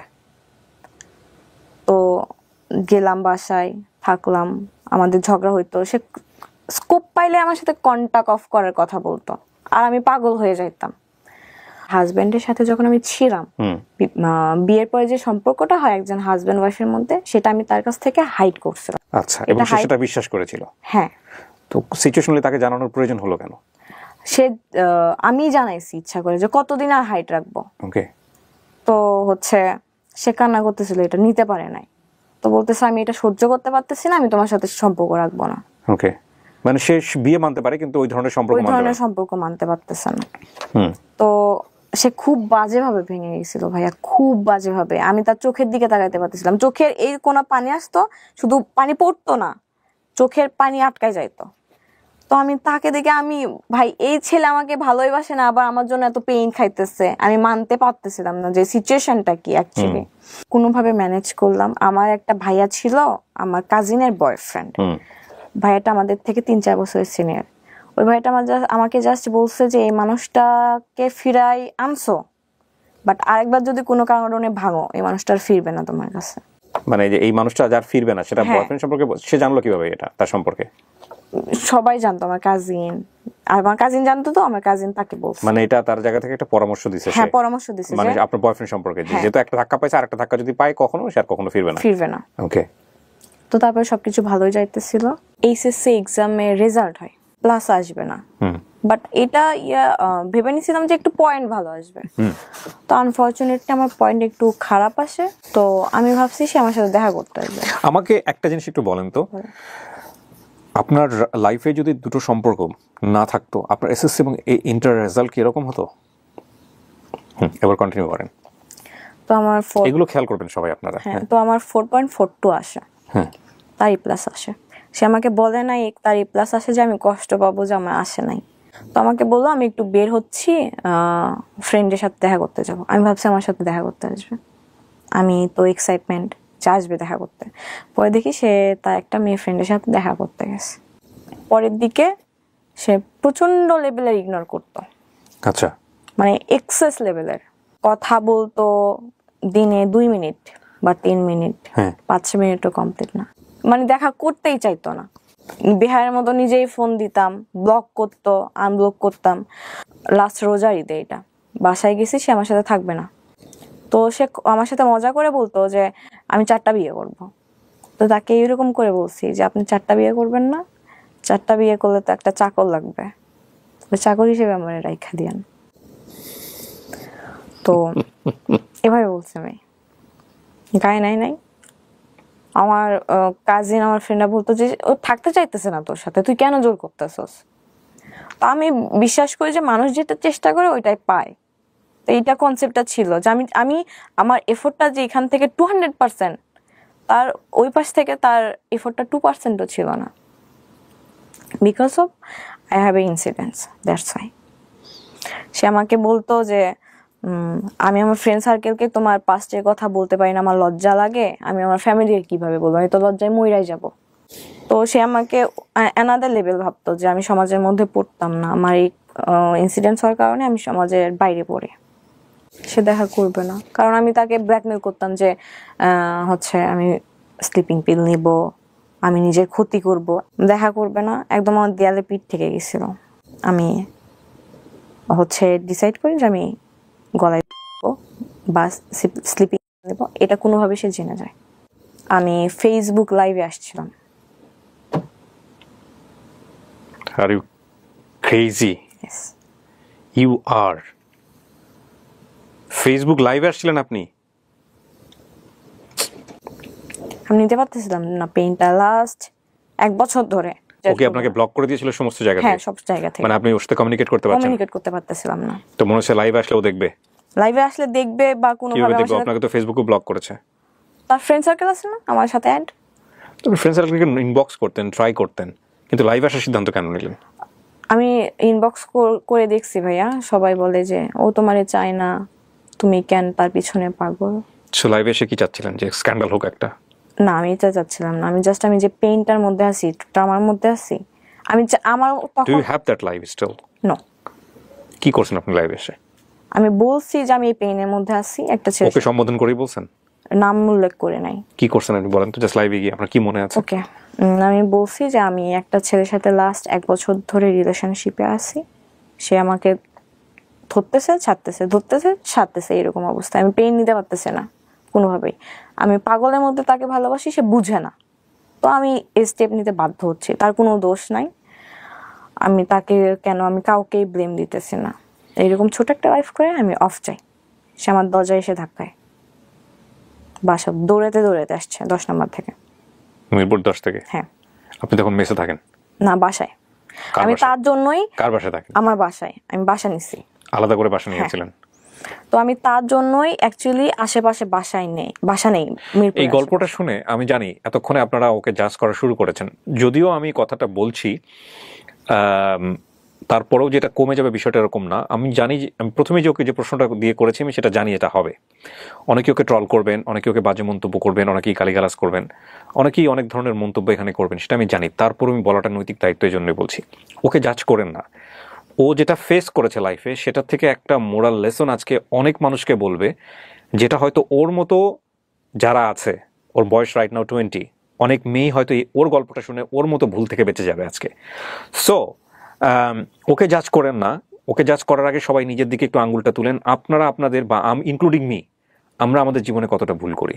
সো গল্পটা প্রচারের উদ্দেশ্য এটাই যে ও যে ইনসিডেন্টের কথা এখানে বলছে, সেই ইনসিডেন্টটা ইদানিং আমাদের সমাজে অনেক বেশি অহরহ হচ্ছে। কেউ হয়তো বলে, কেউ হয়তো বলে না, কিন্তু আমরা চাই না যে কারো জীবনে এই ঘটনাগুলো ঘটুক। সে কারণেই মূলত আমরা এই গল্পটা প্রচার করছি বা শিখবো, কিন্তু কোনোভাবে ওকে আমরা জাজ করব না। তো আপনি আলাদা একটা বাসা নিয়েছেন, এই বাসায় আপনি একা থাকতেন, সাবলেটে থাকতেন, ও আসতো এই বাসায়? না। আচ্ছা, তো জানতো আপনি এই বাসায় আছেন? হ্যাঁ হ্যাঁ, বাসা নিচে আসতো মাঝে মধ্যে, আমার পিক করে ঘুরতে যাইতাম। Okay fine. সো এসে দরজায় নক করে ডিরেক্টলি নিচের দারোয়ানকে নক করছে, যে 5 তলায় থাকে, জানতো আমি 5 তলায় থাকি, মেয়ে উপরে উঠছে। তো দরজা লক করার অনেক ধাক্কাধাক্কি করতেছিল, আমি স্টিল তখন ঠিক ছিলাম, তো আমি বাধ্য হয়ে দরজা খুলতে বাধ্য হয়েছি। সে আমাকে ঢুকে ঠাস করে, যত জোরে শক্তি ছিল আমার মারে। তারপর আমি সেদিন তার চোখে মুখে ভয় দেখতে পাইছি। খুব স্বাভাবিক এটা। এবং আপনি কি এর আগে পর্যন্ত জানতেন যে ভয় দিয়ে কখনো ভালোবাসা হয় না? না, আমি এটা অনেক কিছু শেখার আছে আজকের এই গল্পে। Please listen this story very carefully. হ্যাঁ, আমার এটা উদ্দেশ্য ছিল যেভাবে হোক তাকে আমি পাইতে হবে, এরকম একটা উদ্দেশ্য ছিল। তো সে হাঁপাইতেছে লিটারালি। আসার পরে আপনি সাবলেটে থাকতেন, আর লোকজনগুলো কোথায় ছিল যখন থাপড়াপড়ি হচ্ছে? আমি যে আপুর কাছে সাবলেটে থাকি, ওই আপু জব করে, তো বাসায় ছিল না। সকালে যাইতো, রাত 10টার পর আসতো, বা অনেক সময় আসতো যে বাসায় আসতো না। আমার মাথা ঘুরতেছিল, যত জোরে শক্তি ছিল দিছে, এটা বাড়ির মালিক অব্দি চলে গেল। ওখানে চিল্লাচিল্লি হচ্ছিল। হ্যাঁ, তার যখন দরজা ধাক্কা ছিল, উপরে ফ্ল্যাটে, নিচে ফ্ল্যাটে লোকজন জমা হয়েছিল, মানে সামথিং ইজ হ্যাপেনিং দেয়ার। হ্যাঁ, তো ওখানে একটা হ্যাসেল হওয়ার কারণে পরে সিদ্ধান্ত নেয় যে আমাকে বাসায় রাখবে না, কারণ বাসা থেকে বের করে দিবে। হ্যাঁ, আমার যদি কিছু হয়ে যায় ব্লেমটা মালিকের কাছে, বা হ্যাঁ ডেফিনেটলি। তো আমি কোনোভাবে ম্যানেজ করি। এগুলো কি বুঝতেছিলেন আপনি লাইফটা করার আগে, নাকি বুঝতেছিলেন না, নাকি মাথায় আসতেছিল না? আউট অফ কন্ট্রোল ছিলাম। আমি বললাম না, ছোটবেলা থেকে একটা সমস্যা আছে, আমি রাগ উঠলে কখন কি করি না করি, আমার এটা আমি সেন্সে থাকি না। তো তারপরে যাই হোক, তাকে আমি বাসায় পাঠাই দিলাম, যে সে এখানে থাকলে সে প্রবলেম ফেস করবে। তাকে যেমনি হোক রাত 8টার সময় বাসায় পাঠাই দিলাম। তো তারপর আমি বাসায় ম্যানেজ করলাম, মালিকের সাথে বাড়িওয়ালা হলে তো সে ডেফিনেটলি তাকে পুলিশকে ইনফর্ম করার কথা, যদি সচেতন বাড়িওয়ালা হয়। করার কথা ছিল, মানে আমি যদি হতাম, আমি ডেফিনেটলি 999 কল দিয়ে বলতাম যে সামথিং ইজ হ্যাপেনিং হিয়ার, যেটা আমার বিয়ন্ড কন্ট্রোল। উনি কি করলেন? আর ডেফিনেটলি আপনাকে তখন বেরও করে দিতে পারবে না, কারণ আপনি তখন কার কাছে যাবেন? আইদার আপনার প্যারেন্টসকে কল করতে হবে অথবা পুলিশকে কল করতে হবে। বাসায় কল করছে যে আপনার মেয়েকে নিয়ে যান। আচ্ছা, নিয়ে যাওয়ার দরকার নেই, আজকে ও বাসায় যাক, ফার্নিচার গুলো এখানে থাক, পরে এসে আপনি ফার্নিচার গুলো নিয়ে যান। আমি বাড়িওয়ালার আন্টি ছিল, অনেক ভালো ছিল, লিটারালি আমাকে দিয়ে কান্না করে দিচ্ছে যে তুমি তো আমার মেয়ের বয়সে, তুমি এত বড় ভুল কেন করবা, স্টেপ কেন নেবা? তো আন্টিকে আমি বুঝাইলাম, সরি বললাম, ওইদিকে ম্যানেজ হয়ে গেল। তো আমি আমার যে সাবলেটে থাকে ওই আপু, তখন লাইভটার কি অবস্থা চলতেছে? না, ওটা সাথে সাথে সে এসে আমার ফোন নিয়ে ডিলিট করে দিছে। তার মাথায় এটা ছিল লাইভটা থাকা যাবে না ফোনে, তো ডিলিট করার পর ওটা ছিল না। 20 জন কি 25 জনের মতো দেখছে, বেশি দেখে নাই। এটা তো আসলে থাকলে ভাইরাল হয়ে যেত, হ্যাঁ, ভাইরাল হয়ে যেত, আই নো। তো তারপর আমি 9:30টার সময় তার বাসার নিচে যে কল দেই, ফোন অফ করে রাখছে। তো নিচে থেকে আমি একটা খেলতেছিল বাচ্চা বলতে 6-7-এ পড়ে। আমি বললাম যে 5th ফ্লোরে যে বাসা নাম্বারটা আমার জানা আছে, ওখানে যে কলিং বেল দিবা, বলবা যে নামে কে নিচে ডাকতেছে। 5 মিনিট পর আসলো, আমি পাঠাই দিয়েছি। বলতেছে তুমি আমার বাসায় লোক পাঠাইছো কেন? আমি বলছি আপনি ফোন অফ রাখছেন কেন? আমি তো যাইতে পারতেছি না, কারণ আপনার বাসায় ফ্যামিলি আছে, এই জন্য তো আমি যাইতে পারতেছি না। তো তখন আমাকে বলে আমার ভাইয়া বাইক অ্যাক্সিডেন্ট করছে, মিথ্যা কথা বলে। বাইক অ্যাক্সিডেন্ট করছে, আমার বাসায় থাকা লাগবে। ওর বাসায় কি জেনে গেছে 10 দিনে যে আপনার সঙ্গে সম্পর্ক আছে? না, কালকে নিয়ে তোমাকে পুরো ঢাকা শহর ঘুরবো, সিম্প্যাথি দিয়ে সুন্দর করে বুঝাই, আমি বাসায় চলে যাই, সে বাসায় চলে যায়। রাতে আর কল দেয় না, বলে ভাই অ্যাক্সিডেন্ট করছে, আমার ভাইয়ের কাছে থাকা লাগতেছে, আমি আজকে তোমারে কল দিব না, কালকে সকালে কল দিব। আমি আর বুঝতেছি না সেই রাতে সে তার গ্রামের বাড়িতে চলে যাইতেছে, আমি এটা জানি না। তো আমি বললাম আচ্ছা ঘুমান, আমি সারা রাত ঘুমাই নাই। তারপর সকালে 7টার সময় মনে হয় ঘুমাইছি, 11টার সময় উঠছি। আপনার বাড়ি থেকে লোক আসে নাই পরের দিন থেকে? আসতে চাইছিল, আমি আটকাইছি। আম্মু আসতে চাইছিল, আব্বু অসুস্থ ছিল, আব্বু হচ্ছে ভাইয়া কিছু জানে না? না, ভাইয়া জানে না। তো তারপর হচ্ছে সে চলে গেছে। আমি পরের দিন বিকালের দিকে তাকে কল দেই যে আপনার তো আজকে আমার সাথে বের হওয়ার কথা ছিল। বলতেছে আমি তার নানু বাসা হচ্ছে আপনার নোয়াখালী, দাদু বাসা নোয়াখালী, নানু বাসা ভোলা, দুই জায়গায় থাকা হয় তাদের। নোয়াখালী গেছে। আমি বললাম নোয়াখালী গেছেন মানে? আজকে আপনার হচ্ছে আমাকে নিয়ে বের হওয়ার কথা ছিল। বলতেছে বেশি কথা বলবো না, ব্লক খাবা। আবার হ্যাঁ, বিষয়টা আপনারা হয়তো অনেকেই রিলেট করতেছেন, তারপরেও বলি আপনারা, কারণ গল্পটা এই পার্টটা অনেক বড়। ওর লাইফের আরেকটা পার্টে যেটা, একটা ছেলেও কিন্তু ওর জন্য ওরকম ক্রেজি ছিল, যে ওর ফার্স্ট হাজবেন্ড ছিল। হ্যাঁ, ফার্স্ট হাজবেন্ড মানে কি, হাজবেন্ডই ছিল আলটিমেটলি। পরে তার হাজবেন্ড কেউ হয়েছে কিনা আমি জানি না এখন পর্যন্ত। তো এরপরে যে রিভার্সটা করছে, ও ক্রেজি হয়েছে কারোর জন্য, এটা একটু খেয়াল করেন। মানে ওর লাইফে ওর জন্য কেউ ক্রেজি ছিল এই লেভেলের একটা সময়, এবং সেটা সে বুঝে ওর দিকে যে কোনোভাবেই হোক ডিভিশন দিয়ে ওকে অ্যাচিভ করার চেষ্টা করতেছে। তো তারপর হচ্ছে ব্লক খাওয়া। তো বলতেছে আমি এখন সামনে আমার গুচ্ছর এক্সাম, আমি একটু ঘুমাইতে আসছি এখানে, তুমি আমাকে ঘুমাইতে দাও নাই। এদিকে আমি কতদিন কত রাত ঘুমাই নাই তার তো কোনো আইডিয়া নাই। তো আমি একটু শান্তি মতো ঘুমাইতে আসছি, আমার সামনে গুচ্ছ এক্সাম, তুমি আমাকে ডিস্টার্ব করবো না। গুচ্ছ এক্সাম? গুচ্ছ কি জিনিস এটা? Varsity exam. গুচ্ছ বলতে এখানে 24টা ভার্সিটি আছে।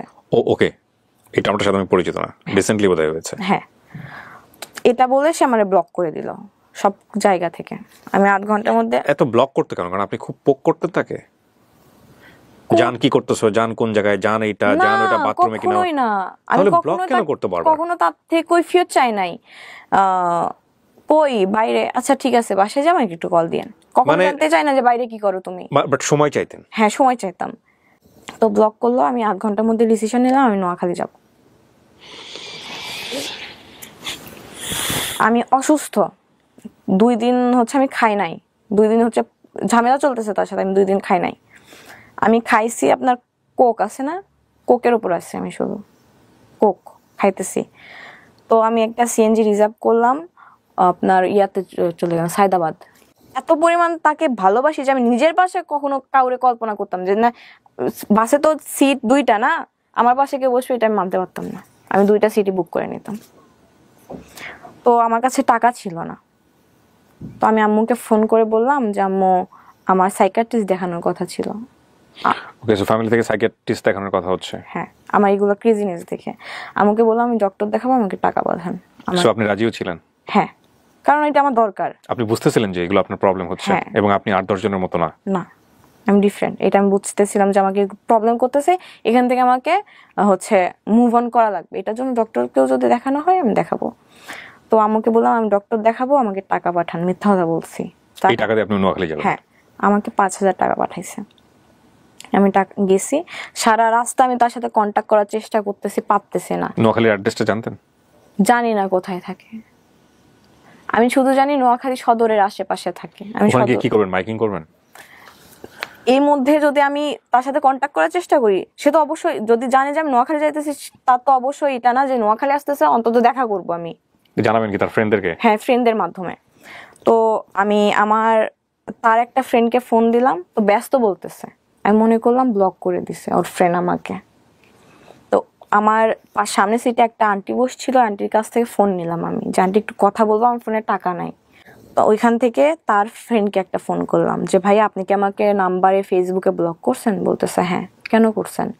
বলতেছে যে ফোন দিয়ে বলছে যে আমার সাথে যদি কোনো কন্টাক্ট রাখিস তাহলে তোর সাথে আমি ফ্রেন্ডশিপ রাখবো না। তো আমাকে বাধ্য হয়ে করা লাগছে।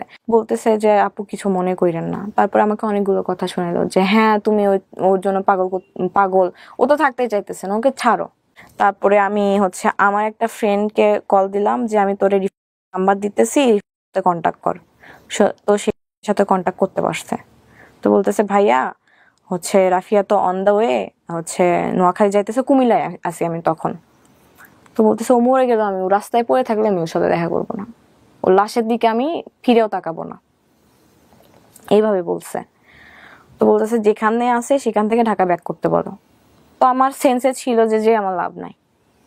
বাট রাত 9:30 কি 10টা বেজে গেছিল, ওই হাইওয়েতে নামলে আশপাশ কোনো বাড়ি ঘর নাই, আমি ওইখানে যদি নামি আমি বিপদে পড়ে যাব। আমি চেষ্টা করতেছিলাম যে আমি ঢাকার দিকে ব্যাক করার, তো পারতেছিলাম না। তো তারপরে হেল্পার কন্ট্রাক্টর ছিল বাসে, বললাম যে আমাকে একটু কোনো বাস স্ট্যান্ডে নামাই দিয়েন, বা যেখান থেকে আমি ঢাকাতে ব্যাক করতে পারবো। রাত বাজে তখন 11:30। আমাকে একটা বাস স্ট্যান্ডে নামাই দিছিল নোয়াখালীতে ঢুকতেই, চাটখিল জায়গাটার নাম। আমি সাথে অন্য একটা ফ্লেক্সি লোডের দোকান থেকে ফোন নিয়ে কল দিই, এর নাম্বার ঢোকে না, আম্মুর নাম্বার ছিল আমার কাছে, ওর আম্মুর নাম্বারে কল দিছি, ওর আব্বু ধরছে। তো আমি পরিচয় দিছি আমি তার ফ্রেন্ড, আমি নোয়াখালী আসছি একটা কাজে, ফোন পাচ্ছি না, তো দিছে। তারপর বলতেছি আমি তোর আম্মুরে কল দিতেছি, সেটা বললাম। আমার আম্মুরে কল দিয়ে যাতা বলছে, মাকে ফোন দিয়ে যাতা বলছে। তো তারপর আমি বলতেছি আপনি যা ইচ্ছা করেন আমারে কল দেন, এখন আমার নাম্বার যেহেতু আপনি ব্লক করছেন আমি আপনাকে কল দিতে পারতেছি না। আমি এখন রাগ বাদ দেন, আমি একটা মেয়ে হয়ে আপনার কাছে হেল্প চাইতেছি, আমি একটা মেয়ে হয়ে আপনার কাছে সাহায্য চাইতেছি। রাত 12টা বাজে, এখানে আশপাশ সব দোকান বন্ধ, আপনি আমাকে হেল্প করেন। বলতেছে তুই মর, আমি তোর লাশও দেখতে যাব না। কানাকাটি করছে আশপাশ, ফোনে এগুলো বলতেছে। হ্যাঁ, আশপাশ ইটস ভেরি ডেঞ্জারাস। কেন বলি আপনাকে, এখানে অনেকগুলো ইস্যু আছে। ওই যে বললো না যে মারা যাবা সামথিং লাইক দিস, এই যে ফোনটা কথা বলছে, ওর ফোন থেকে যত ফোন গেছে, এটা কি আপনার ফোন থেকে ছিল?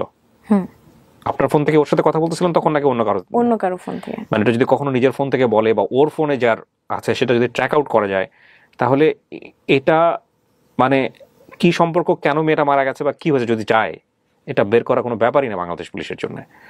সো এই যে ফোনে আমরা এই জাতীয় কথাবার্তাগুলো বলি, 100 বার চিন্তা করা উচিত।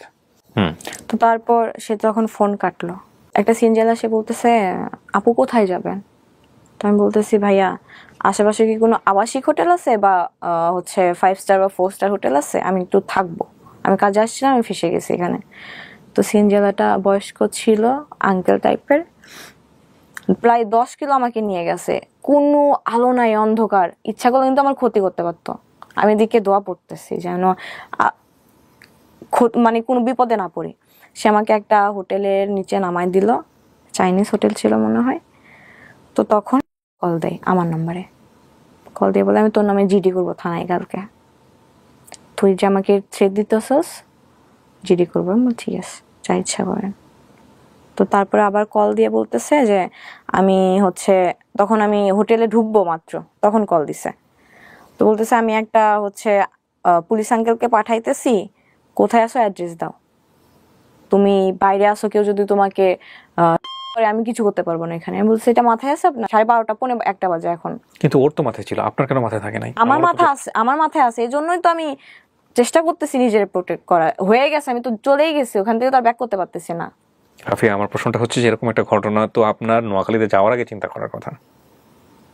হ্যাঁ, তখন সেটা মাথায় ছিল না। তারপর 999 কল দিছে সম্ভবত, আমি অ্যাড্রেস দিছি, পুলিশ আসছে আমার থানায় নিয়ে গেছে। থানায় ঢুকছি 1:30টার সময়, তার মধ্যে তার বড় ভাইয়ের সাথে কন্টাক্ট হয়েছে। থানায় নিয়ে আপনাকে কি প্রশ্ন করলো? থানায় নিয়ে অনেক প্রশ্ন করছে, ডেফিনেটলি করা উচিত। এবং আপনাকে যখন থানায় নিল, তার আগে কি আপনার বাবা মার সঙ্গে আপনার কথা হয়েছে যে আপনি থানায় যাচ্ছেন, বা থানায় নেওয়ার পরে পুলিশ কি জানিয়েছে? তো তার মাঝখানে তার বড় ভাইয়ের সাথে কথা হয়েছে। তার বড় ভাই বাইরে থাকে, দেশের বাইরে। আমি তাকে ফোনে না পেয়ে তার বড় ভাইকে সবকিছু বলে দিই। হ্যাঁ, আমার দেয়ালে পিঠ থেকে গেছিল। কি বলবেন আপনি? অপরাধ তো তার না, আপনার কথা অনুসারে যদি আমরা যাই। হ্যাঁ, কারণ সে তো তার দিক থেকে ক্লিয়ার, দোষটা আমার, আমি বলতেছি। তো তার বড় ভাই আমাকে বলতো যে আগে তুমি থানা থেকে বের হয়ে ঢাকায় যাও, তারপর এই বিষয় নিয়ে কথা হবে। আগে তোমার মেইন পয়েন্ট হইতেছে যে তুমি সেফলি আগে থানায় যাও, সেফলি আগে তুমি ঢাকায় পৌঁছাও। ভাইয়াটা খুব ভালো ছিল, বড় ভাইয়া সুন্দর করে কথা বলছে। থানায় গেছি, আমাকে থানার ওসি সুন্দর ব্যবহার করে বলতেছে আপনি আমাদের থানার গেস্ট, হ্যাঁ আপনি এখানে থাকেন। আমার একটা ছবি ভিডিও ক্লিপ করে যে কেন আসছিলাম, আমি ফ্র্যাঙ্কলি বলছি যে আমি একটা কাজে আসছিলাম, বিপদে পড়ে 999 কল দিছি, শেষ। তো তারপর আমাকে একটা ঘরের মধ্যে আটকায় রাখা হলো, এমনভাবে আমাকে ওইখানকার মহিলা পুলিশরা ট্রিট করলো যে আমি একটা কেসের আসামি। আমি ওই দিন ভাইয়া বিশ্বাস করে আমি দুনিয়া চিনছি। ওই 18 ঘন্টা আমি থানায় ছিলাম, আমি দুনিয়া চিনছি, সে আমায় চিনাইতেছে। আমি যে থানায় ছিলাম একটাবার কল দেয় না আমারে যে তুমি কি সিচুয়েশনে আছো। আমাকে লিটারালি ফোর্স করা হইতেছে যে ওই ছেলের নামে মামলা করো, ফ্যামিলির নামে জিডি করো। ওইখানে একটা আঙ্কেল ছিল, যখন শুনছি ও থেকে আসছে তখন আমার কাছে গেছে, বলতেছে ওই ছেলের নাম্বার দাও আমাকে, ও ছেলে কি করা লাগতেছে আমি করব। আমি বললাম না, আমি তার কোনো ক্ষতি চাই না। একটা বারও কল দেয় নাই, হারাই গেছে সে। তারপর আমি অনেকবার ট্রাই করছি, তাকে আমি কোনোভাবে ফোনে পাই না। তার আম্মু নাম্বারে কল দিছি, ফোনে পাই নাই। তার ভাইয়াকে লাস্ট অব্দি কল দিছি সকালবেলা, ভাইয়াকে বলছি, এটা বলা সাহস পাই না যে ভাই আমি এর সাথে কথা বলবো, বড় অনেক সিনিয়র। প্রাউডলি বলছে যে আমি তাকে বেস্ট সলিউশন দিছি, থানা হচ্ছে সেভ করছি। বাট ওই 17 ঘন্টা যে আমি কি ফেস করছি শুধু আমি জানি। আমাকে কয়েদের খাবার দেওয়া হয়েছে যেগুলো থানার জেলে বসে খায়, আমি আমি ছুঁয়ে দেখি নাই। আমার 14 গোষ্ঠী এগেও কখনো থানা ফেস করে নাই। ওখানে লিটারালি আমার উপর ফোর্স করা হয়েছে যে জিডি করেন, জিডি করেন, জিডি করেন। আপনার হচ্ছে আমি হাত ধুবো, আমাকে হচ্ছে কলা কলা দিছে, কেক দিছে। তো কলাটা পচা টাইপের ছিল, আমি খাইছি, তারপরে আমি জীবনে খাই নাই। আমি কখনো নিজে হাতে ভাত খাই না, বাসায় গেলে আম্মু খাওয়াই দেয়। তো আমার হাত মেখে গেছে। আমি বললাম যে, একটা মহিলা কনস্টেবল ছিল, আমি বললাম যে দরজাটা খুলেন, আমি একটু হাত ধুবো। বলতেছে আপনার কয়টা চাকর আছে, আপনি বারবার হচ্ছে দরজা খুলবে আবার হচ্ছে লাগাই দিবে। আমি ওই দিন আমি দুনিয়া চিনছি। তারপরে আমার মনের মধ্যে এটা আসছে যে আমি তার দিকে আর ফিরে তাকাবো না, এখান থেকে বের হই আমি শুধু। তো হচ্ছে থানাতে বলতেছিল যে ফ্যামিলি মেম্বার না আসলে আপনাদের ছাড়বো না। আব্বু অসুস্থ এদিকে, আম্মু তো কিছুই জানে না। কোনো ওয়ে না পায় আমি একটা ফ্রেন্ডকে ফোন দিছি যে দোস্ত আমি এরকম নোয়াখালী হচ্ছে এখানে এসে, ডিটেলসে বললাম না, আমি তাকে বলছি তুই নোয়াখালী আয়, এসে আমার জাস্ট নিয়ে যায় এখান থেকে। সে একবারও জানতে চাইলো না কি হয়েছে, কাহিনী কি। সে বাইক রাইডার, হ্যাঁ, বাইক থেকে নোয়াখালী গেছে, বিপদে সাহায্য পাইছি। সে যদি আমাকে ওইখান থেকে না নিয়ে আসতো, আমি 5 দিনে ওইখান থেকে বের হতে পারতাম না। ফ্রেন্ড বনসই দিয়েছে। হ্যাঁ, নোয়াখালী থেকে 7.5 ঘন্টা জার্নি করে বাইকের উপরে।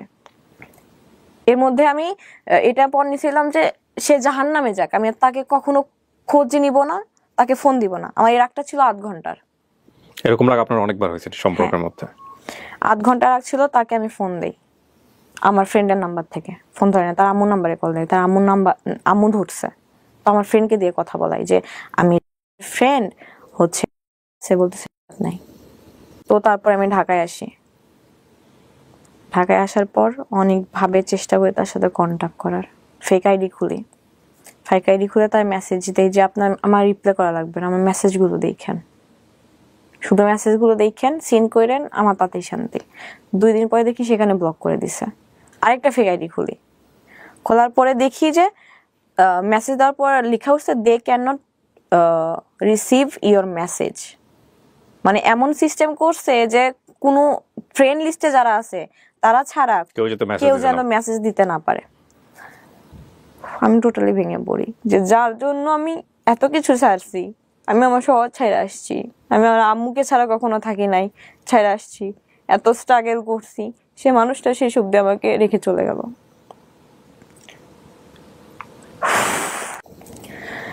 ফ্রেন্ডদের নাম্বার থেকে ট্রাই করি, আমার যে রুমমেট এখন তার ফোন থেকে ফোন করি। বেশ কয়েকদিন আগে আমার কণ্ঠ পেয়ে ফোনটা কেটে দেয়। সে কোনোভাবে আমার সাথে ইনভলভ হইতে চায় না, চলে গেছে। সেই সুযোগটা খুঁজতেছিল অনেকদিন যাবত। পুলিশ কেসের পরে কি আর যোগাযোগ হয়েছে? না। থানার পরে আর যোগাযোগ হয় না। থানার ঘটনাটা কবে? থানার ঘটনাটা 30 জুন। 30 জুন। আজকে আমার যে রেকর্ডিং টাইম সেটা হচ্ছে 21 জুলাই, 20 দিন 21 দিন আগের ঘটনা। তারপর আমি বাজেভাবে ভেঙে, পুলিশ স্টাফ আছে না, সাইকিয়াট্রিস্ট, বাংলাদেশে বড়, ওনার কাছে আমি দেখাই। উনি আপনাকে কি সমাধান দিয়েছে? শুধু একটু বলেন যে ওনার সমাধানটা আপনার কাছে ভালো লেগেছে কিনা, এটা বলো। ভালো লেগেছে? ওষুধ যেন সব ঠিকভাবে খাই, আর মেইনলি দোষটা আমার, আমি জানি, কারণ আমি তার প্রতি স্টিল নাও বাজেভাবে ক্রেজি একদম। সে আমাকে দোষ দিচ্ছে যে ওই ছেলে তো তোমাকে আগে থেকেই ক্লিয়ার করছে। এই গল্পটা আপনি বলবেন, এটা কি আপনার আগে থেকে চিন্তা ছিল, নাকি আপনি এই থানার ঘটনা বা সমস্ত কিছু ঘটার পরে আপনি সিদ্ধান্ত নিয়েছেন? আমি আমার লাইফের গল্প, যেটা আমার ম্যারিড লাইফ, এটা আমি শেয়ার করতে চাইতাম, বাট এত কিছু হয়ে যাবে আমার এই 20 দিনের মধ্যে, এটা আপনি জানতেন না? জানতাম না। তারপরে হচ্ছে আমি আপনার পেজে যে আপনাকে ছোট একটা মেসেজ দিয়ে রাখি 5-6 লাইনের। রাইট, আমি ফোন নাম্বার ছিল ওখানে, হ্যাঁ আমি সেটার স্ক্রিনশট মহিউদ্দিনকে পাঠিয়েছিলাম। হ্যাঁ আমি বলে তারপরে সে আমার সাথে এসে শেয়ার করছে, স্যার এই হচ্ছে স্টোরি। বলছে লেস আগে আনো ওকে, আমি কথা বলি, দেখি তারপরে কি অবস্থা। সেই কথা বলাটা এটা, জি। আমার কথা বলাটা এরকম না যে আমি আপনার সঙ্গে বাইরে কথা বলবো তারপর হচ্ছে আমার কথা বলা মানে হচ্ছে সব অন স্ক্রিন। সো ডেফিনেটলি আমি এখানে যতটুকু নিলাম অতটুকু আমি প্রচার করবো না, আমি হয়তো প্রিসাইজলি করবো, বাট এটা সো আপনি যেখানে আসবেন এটা আপনার বাবা মা তো জানে।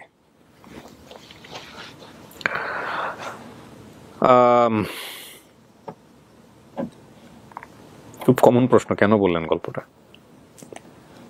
নিজেকে সান্ত্বনা দেওয়ার জন্য, মোট কথা এটা যে আমি বলে আমি শান্তি পাইছি, এটাই আমার অনেক। ঠিক আছে, বাট শেখার মতো কি আছে? আপনি কি শিখেছেন? আমি শিখছি যে কাউকে লাইফে অন্ধবিশ্বাস করতে নাই, প্লাস লাইফ কারোর জন্য কখনো থেমে থাকে না। আপনি শিখেন নাই? আমি শিখছি ভাইয়া, এই 20 দিন আমি অনেক কিছু ফেস করছি। আপনি শিখে যদি থাকেন তো আলহামদুলিল্লাহ, বাট টাইমটা মাত্র 20 দিন, এই জন্যই আমি এই কথাটা বললাম যে আপনি শিখেন নাই। তবে এটা ঠিক যে শিখলে সবচাইতে বেস্ট লেসনটাই আপনি শিখছেন। দেখেন, আমি মোটেও আপনাকে সাজেশন দেওয়ার মতো কেউ না, কিন্তু পুরো গল্পটা শুনে মানে এমন না যে সাজেশন দেন এটা একটা বিশেষ ক্ষমতা সম্পন্ন ব্যাপার, সো ওইটা আমার মধ্যে নাই। বাট আমি যে কথাগুলো বলবো এটা 8-10টা মানুষ তাই বলবে, সেই জায়গা থেকে আমি 2-1টা জিনিস জাস্ট বলতে পারি। একটা হচ্ছে যে কোনো ক্রেজিনেস, ওয়ান সাইডেড ক্রেজিনেস, এটা রেজাল্ট ভালো না। আপনার লাইফে একটা মানুষ ছিল যিনি আপনার সাবেক হাজব্যান্ড। আমি জাস্ট একটা কথা বলতে চাই ভাইয়া, আমি রিভেঞ্জ অফ নেচারকে বিশ্বাস করতাম না, এখন করি। এটা বোঝাতে চাচ্ছেন যে আপনি তার সাথে যে আচরণটা করেছেন সেটাই আপনি রিপিট পেয়েছেন আপনার লাইফে, রাইট? সেটা এক ধরনের যদি আত্মগ্লানি থাকে তো ভালো। কোনো পরামর্শ কি দিতে চান যারা আপনার মতো এই যে আছে, এই এসএসসি ইন্টার পড়ুয়া টিনেজার ছেলে মেয়ে যারা আছে? আমি এতটুকুই বলতে চাই যে লাইফে আজ যা কিছু হোক, জোর করে কোনো কিছু পাওয়া যায় না ভাইয়া। জোর করে আজ যাই হোক, একটা সম্পর্ক কখনো টিকানো যায় না, একটা সম্পর্ক বিল্ড আপ করা যায় না। যে ছেলেটার কথা আপনি বারবার বলেছেন আজকের অনুষ্ঠানে, যদি কালকেই আপনার সামনে আসে আপনি তো কালকেই গলে যাবেন। জীবনেও না, আমি স্ট্রং হয়ে গেছি, এনাফ স্ট্রং। আমি তাকে স্টিল ভালোবাসি, ভালোবাসাটা ভালোবাসার জায়গায়। সে আমার কাছে আসলে আমি হয়তোবা তাকে আর কোনোদিন accept করবো না, কারণ আমি তাকে আর সুযোগই দেবো না আমাকে আঘাত করার। সে যে আসবে, আচ্ছা আমাকে সুন্দর করে কথা বলো, সে যে সেকেন্ড টাইম আর এই কাজটা আমাকে আবার আঘাত দিয়ে চলে যাবে না, তার কি গ্যারান্টি? কিন্তু আপনি তো আঘাত পেতে ভালোবাসেন। আঘাত প্রেমিকরা আঘাত পেতেই ভালোবাসে, এইটাই তো সবচেয়ে বড় সমস্যা। আঘাতের একটা লিমিট থাকে, যাই হোক লিমিটটা ক্রস করে গেছে, বাট সেটা সম্পূর্ণই আমি বলবো আপনার বোকামি। হ্যাঁ আমার বোকামি। আপনি শুধুমাত্র তার সঙ্গে কথা বলার জন্য ভোলায় চলে যাচ্ছেন, কথা বলার জন্য ঢাকায় চলে আসতেছেন, কথা বলার জন্য আপনি নোয়াখালীতে চলে যাচ্ছেন, ওটা একবার আপনি চিন্তা করতেছেন না যে এখানে যদি একটা বড় ধরনের অকারেন্স হয়ে যায়, এই অকারেন্সটা শুধু কি আমি সাফার করবো নাকি আমার বাবা মা সাফার করবো? আব্বু মুসাফির। And this people are not guilty, তারা কিন্তু নিরপরাধ, তাই না? তাদের উপর হ্যাঁ। আপনি জাস্ট একটু চিন্তা করেন তো, 20 ইয়ার্স আপনি নিজে মা হন, আমি দোয়া করি আপনি খুব বিউটিফুল মাদার হবেন ভবিষ্যতে ইনশাল্লাহ। বাট এই 20 বছরে লাস্ট 2-3 বছরের বিয়ে শাদী বা এগুলো নিয়ে তারা মেন্টালি কি পরিমাণ সাফার করছে, এটা তাদের কাছে যদি আপনি জিজ্ঞেস করেন, আজকের এই গল্পটা শুনে অনেকেই আপনাকে ছিসি করবে, অনেকেই আপনাকে বকাবাদি করবে, বাট এই দুটো মানুষের কাছে আপনার আশ্রয় হবে, তাই না? তো এই দুটো মানুষকে নিয়ে কি কখনো চিন্তা করছেন যে লাস্ট এই 5-7 বছরে কি হবে? এখন করি, ট্রুলি বিলিভ করি যে শেষ পর্যন্ত আব্বু আম্মু ছাড়া পাশে কেউ থাকে না। এখন বিশ্বাস করি এটা, হাজার ভালোবাসা জীবনে মানুষ আসবে যাবে, বাট যে কোনো বাজে সিচুয়েশন বলে আব্বু আম্মুই আগে। আমি বলতেছি না যে ভাই বোনও থাকে না আব্বু আম্মু ছাড়া। দুটো জিনিস কখনোই স্যাক্রিফাইস করা উচিত না, একটা হচ্ছে ক্যারিয়ার আর একটা হচ্ছে এডুকেশন। এই দুটো জিনিস ক্ষতি যদি করে কেউ, তাহলে করতে পারে এমন কোনো জায়গাটা থেকে যেই জায়গাটায় আপনার অনেক বড় ঋণ আছে, লাইক বাবা মার একটা অসুখ হয়ে গেছে, ওই সময়টা বাবা মার পাশে না থাকলে বড় ধরনের একটা দুর্ঘটনা ঘটে যাবে, আপনার বাসায় কেউ নাই, আপনি তার পাশে দাঁড়িয়ে আছেন, এতে আপনার পরীক্ষা খারাপ হচ্ছে, এটা আপনি সারা জীবন কনসিডার করতে পারবেন যে না, আমি আমার লাইফের বেস্ট সার্ভিসটা, বেস্ট টাইমটা আমার বাবা মাকে দিছি, ওটার জন্য আপনার কখনো গ্লানি হবে না। কিন্তু এইটার জন্য গ্লানি আছে, যে প্রশ্নটা আমি আপনাকে প্রথমেই করতেছিলাম, যে আপনার এসএসসিতে আপনি ফেল করলেন একবার, সেটা ওই প্রথম সম্পর্কের কারণে, পরবর্তীতে ভালোভাবে রেজাল্ট হলো না, আপনি নিশ্চয়ই এত খারাপ স্টুডেন্ট ছিলাম, পড়াশোনার জায়গাটা নষ্ট করে দিয়েছেন, আমি অনেক দূর যেতে পারতাম, অনেক দূর যেতে পারতেন, আপনি এখন যেখানে পড়াশোনা করছেন তার চেয়ে অনেক বেটার জায়গায় থাকতে পারতেন না? তবে এটা ঠিক যে রাফিয়া, আমার মনে হয় যে গোছানোর সময় এখনই শেষ হয়ে যায়নি। You are right now 20 only. হ্যাঁ, জীবনের সবচেয়ে গোল্ডেন টাইমগুলো পড়ে আছে। বেস্ট মানুষকে আসার সুযোগ দিতে হয় এবং সেজন্য নিজেকে রেডি করতে হয়। হ্যাঁ, তো সেই কাজটা করেন। প্রেম জীবনে বহু আসবে, বহু চলে যাবে, কিন্তু জীবন যদি প্রেমের জন্য চলে যায় তাহলে কিন্তু বিপদ। হ্যাঁ, আরেকটা জিনিস আমি বিশ্বাস করি ব্যক্তিগতভাবে, সেটা হচ্ছে যাকে আপনি লাভ করেন সে যদি আপনাকে ভয় পায়, আপনার অ্যাক্টিভিটিস দেখে, কোনো কিছু দেখে ভয় পায়, সে আপনাকে কখনোই লাভ করতে পারবে না। যদিও কখনো করে, ভয়ের জন্য করবে, আইদার তার প্রেস্টিজ বাঁচানোর জন্য করবে, অথবা তার সামাজিকতার কথা চিন্তা করে করবে। ওই মানুষটাকে আপনি রিয়েল মানুষ, যে মানুষটা চান, সে মানুষটা পাবেন না। এরপরে যদি আপনি ওর সাথে যান দেখা করতে, বা কোনো কারণে ও যদি আপনার কাছে আসে এবং সেটা নিয়ে যদি কোনো ধরনের কোনো প্রবলেম হয় আপনাদের লাইফে, এবং সেটা যদি কখনো ফেস আউট হয়, কখনো সোশ্যাল মিডিয়াতে আসে, সবাই কিন্তু আপনার দোষ দিবে, কারণ আপনি এখানে কমিটমেন্ট দিয়ে যাচ্ছেন যে আপনি এখন আর কখনো কন্টিনিউ করবেন না। আমি জাস্ট এতটুকুই বলবো যে আমি তাকে ছায়া দিছি, দুনিয়া দেখে আসুক। না, এটা আপনার তার প্রতি ফিলিংস আছে বলে বলতেছেন, আপনি তাকে গিভ আপ করছেন, তারপরে পৃথিবীটা কি করবে না করবে সেটা তার, সে আপনার চেয়ে ভালো মেয়ে পাইতে পারে তার জায়গা থেকে, এটার জন্যই চলে গেছে হয়তো। এই যে আপনি স্টিল তাকে অনেক মিস করেন, সেজন্য এই ধরনের কথা বলতেছেন। বাট আপনি যদি কাট আপ করেন, তারপরে তার জায়গাটা অন্ধকার, ওটা নিয়ে কোনো মন্তব্যই করা উচিত না আপনার। ওইটার জন্য আপনি স্টিল রেডি না? রেডি হওয়াটা জরুরি। রেডি হব ইনশাল্লাহ, খুব তাড়াতাড়ি হব, চেষ্টা করতেছি। আর এই সময়টাতে নিজেকে বিজি করা আর বাবা মাকে সময় দেওয়াটা খুব জরুরি। আর জীবনে কোনোদিন ফেসবুক লাইভে আসবেন না এইসব বিষয় নিয়ে অন্তত। এক, আর 2 নম্বর হচ্ছে যে ক্রেজি হয়ে কখনো এই কাজগুলো করা উচিত না। অজানা উদ্দেশ্যে পাড়ি জমালাম, তার জন্য একবার ফেসবুকে ব্লক করছে, ফোনে ব্লক করছে, যে ঠিক আছে ব্লক করলি কেন, আমি সেটা দেখতে। আমাদের একটা কথা আছে না, নারে বেলতলা একবারই যায়। এটা সত্য না, এটা ডেফিনেটলি সত্য না। নারে বেলতলায় অনেকবার যেতে পারে যদি হেলমেট পরা থাকে। হেলমেট পরা থাকে, এটা ঠিক। ঠিক আছে, সো মানে আর যাই হোক, জীবনে নিজের ক্ষতি করে যাতে কোনো কিছু না হয়, অন্যের সম্মান সেটাও কিন্তু নিজের সাথে জড়িত থাকে, এই হচ্ছে বিষয়। কিছু কি বলতে চান কারোর উদ্দেশ্যে? তার উদ্দেশ্যে বলতে চাই যে যদি, আমি জানতাম আপনি তার উদ্দেশ্যেই বলবেন, যদি তার অবধি ভিডিওটা যায়, আমি তাকে খারাপ প্রমাণ করার জন্য এখানে আসি নাই। আমি শুধু যেটা এক্সপেরিয়েন্স হয়েছে আমার এখানে কি ওখানে ডেফিনেটলি ও কিংবা আপনার এক্স হাজবেন্ড কেউই খারাপ প্রমাণিত হবে না। এই ভিডিওর সেই প্রেজেন্টেশনের জায়গা নাই। এখানে আপনি নিজের ফল্টগুলাই বলছেন। এক্স্যাক্টলি। আর আপনি যেভাবে এখানে বলছেন যথেষ্ট প্রেসাইজ করে বলেছেন, এক। আর 2 নম্বর হচ্ছে আমার প্রেজেন্টেশনের জায়গাটাও যথেষ্ট প্রেসাইজ থাকবে। সুতরাং এখানে কাউকে ইন্ডিকেট করা বা কে ছিল আপনার সম্পর্কে তাকে এখানে প্রকাশ করা, এটা কোনোভাবেই হবে না ভিডিওতে, কোনো সুযোগই নাই। কিন্তু এই ভিডিও রেস ধরে যদি এসে কেউ বলে যে হ্যাঁ আমি সেই ব্যক্তি, সেটা তার ব্যক্তিগত বিষয়, সেটা তার ব্যক্তিগত। কিংবা এই ভিডিও রেস ধরে যদি আপনিও আপনার আইডিতে গিয়ে বলেন যে যাকে নিয়ে আমি গল্প বলছিলাম সে হচ্ছে এই লোক, সেটাও আপনার ব্যক্তিগত বিষয়, এবং সেটার জন্য যদি কোনো ভুল হয়ে থাকে সেটার দায় আপনি নেবেন। কিন্তু আমাদের এন্টিটিতে আমরা কখনোই কাউকে ইন্ডিকেট করে করি না। আর দ্বিতীয় কথা হচ্ছে যে আপনি যাদেরকে নিয়ে গল্প বলেছেন সেখানে আপনি কাউকেই দোষ দেননি, সেখানে আপনি নিজেকেই দোষ দিয়েছেন। সুতরাং সেই সুযোগটাও নাই। ওর বাইরে কাউকে কিছু বলার আছে? আব্বু মুখে সরি বলতে চাই। ভাইয়া প্রচুর ভালোবাসি ভাইয়াকে, ভয় পাই, ভালোবাসি যতটা তার থেকে বেশি ভয় পাই। আজকে 6 বছর ভাই আমার সাথে কথা বলে না, 6 বছর ভাই আমার সাথে কথা বলে না, খুব পেইন হয়। ঢাকায় আসছি, 7 মাস ধরে আসি আমি, একদিনও দেখা করে নাই, ভুল করে একবার কল দেয় নাই আমার, জানি আমার দোষ। হ্যাঁ, ঈদে গেছি, রোজা কুরবানি ঈদে বাসায় গেছি, একবার আমার দিকে তাকাও দেখে নাই। ভাইয়াকে সরি বলতে চাই, আব্বু আম্মুকে সরি বলতে চাই। অনেক পেইন দিছে, আর পেইন দিব। আমি নিজের লাইফ গোছানোর চেষ্টায় আছি। আমার থেকে এরকম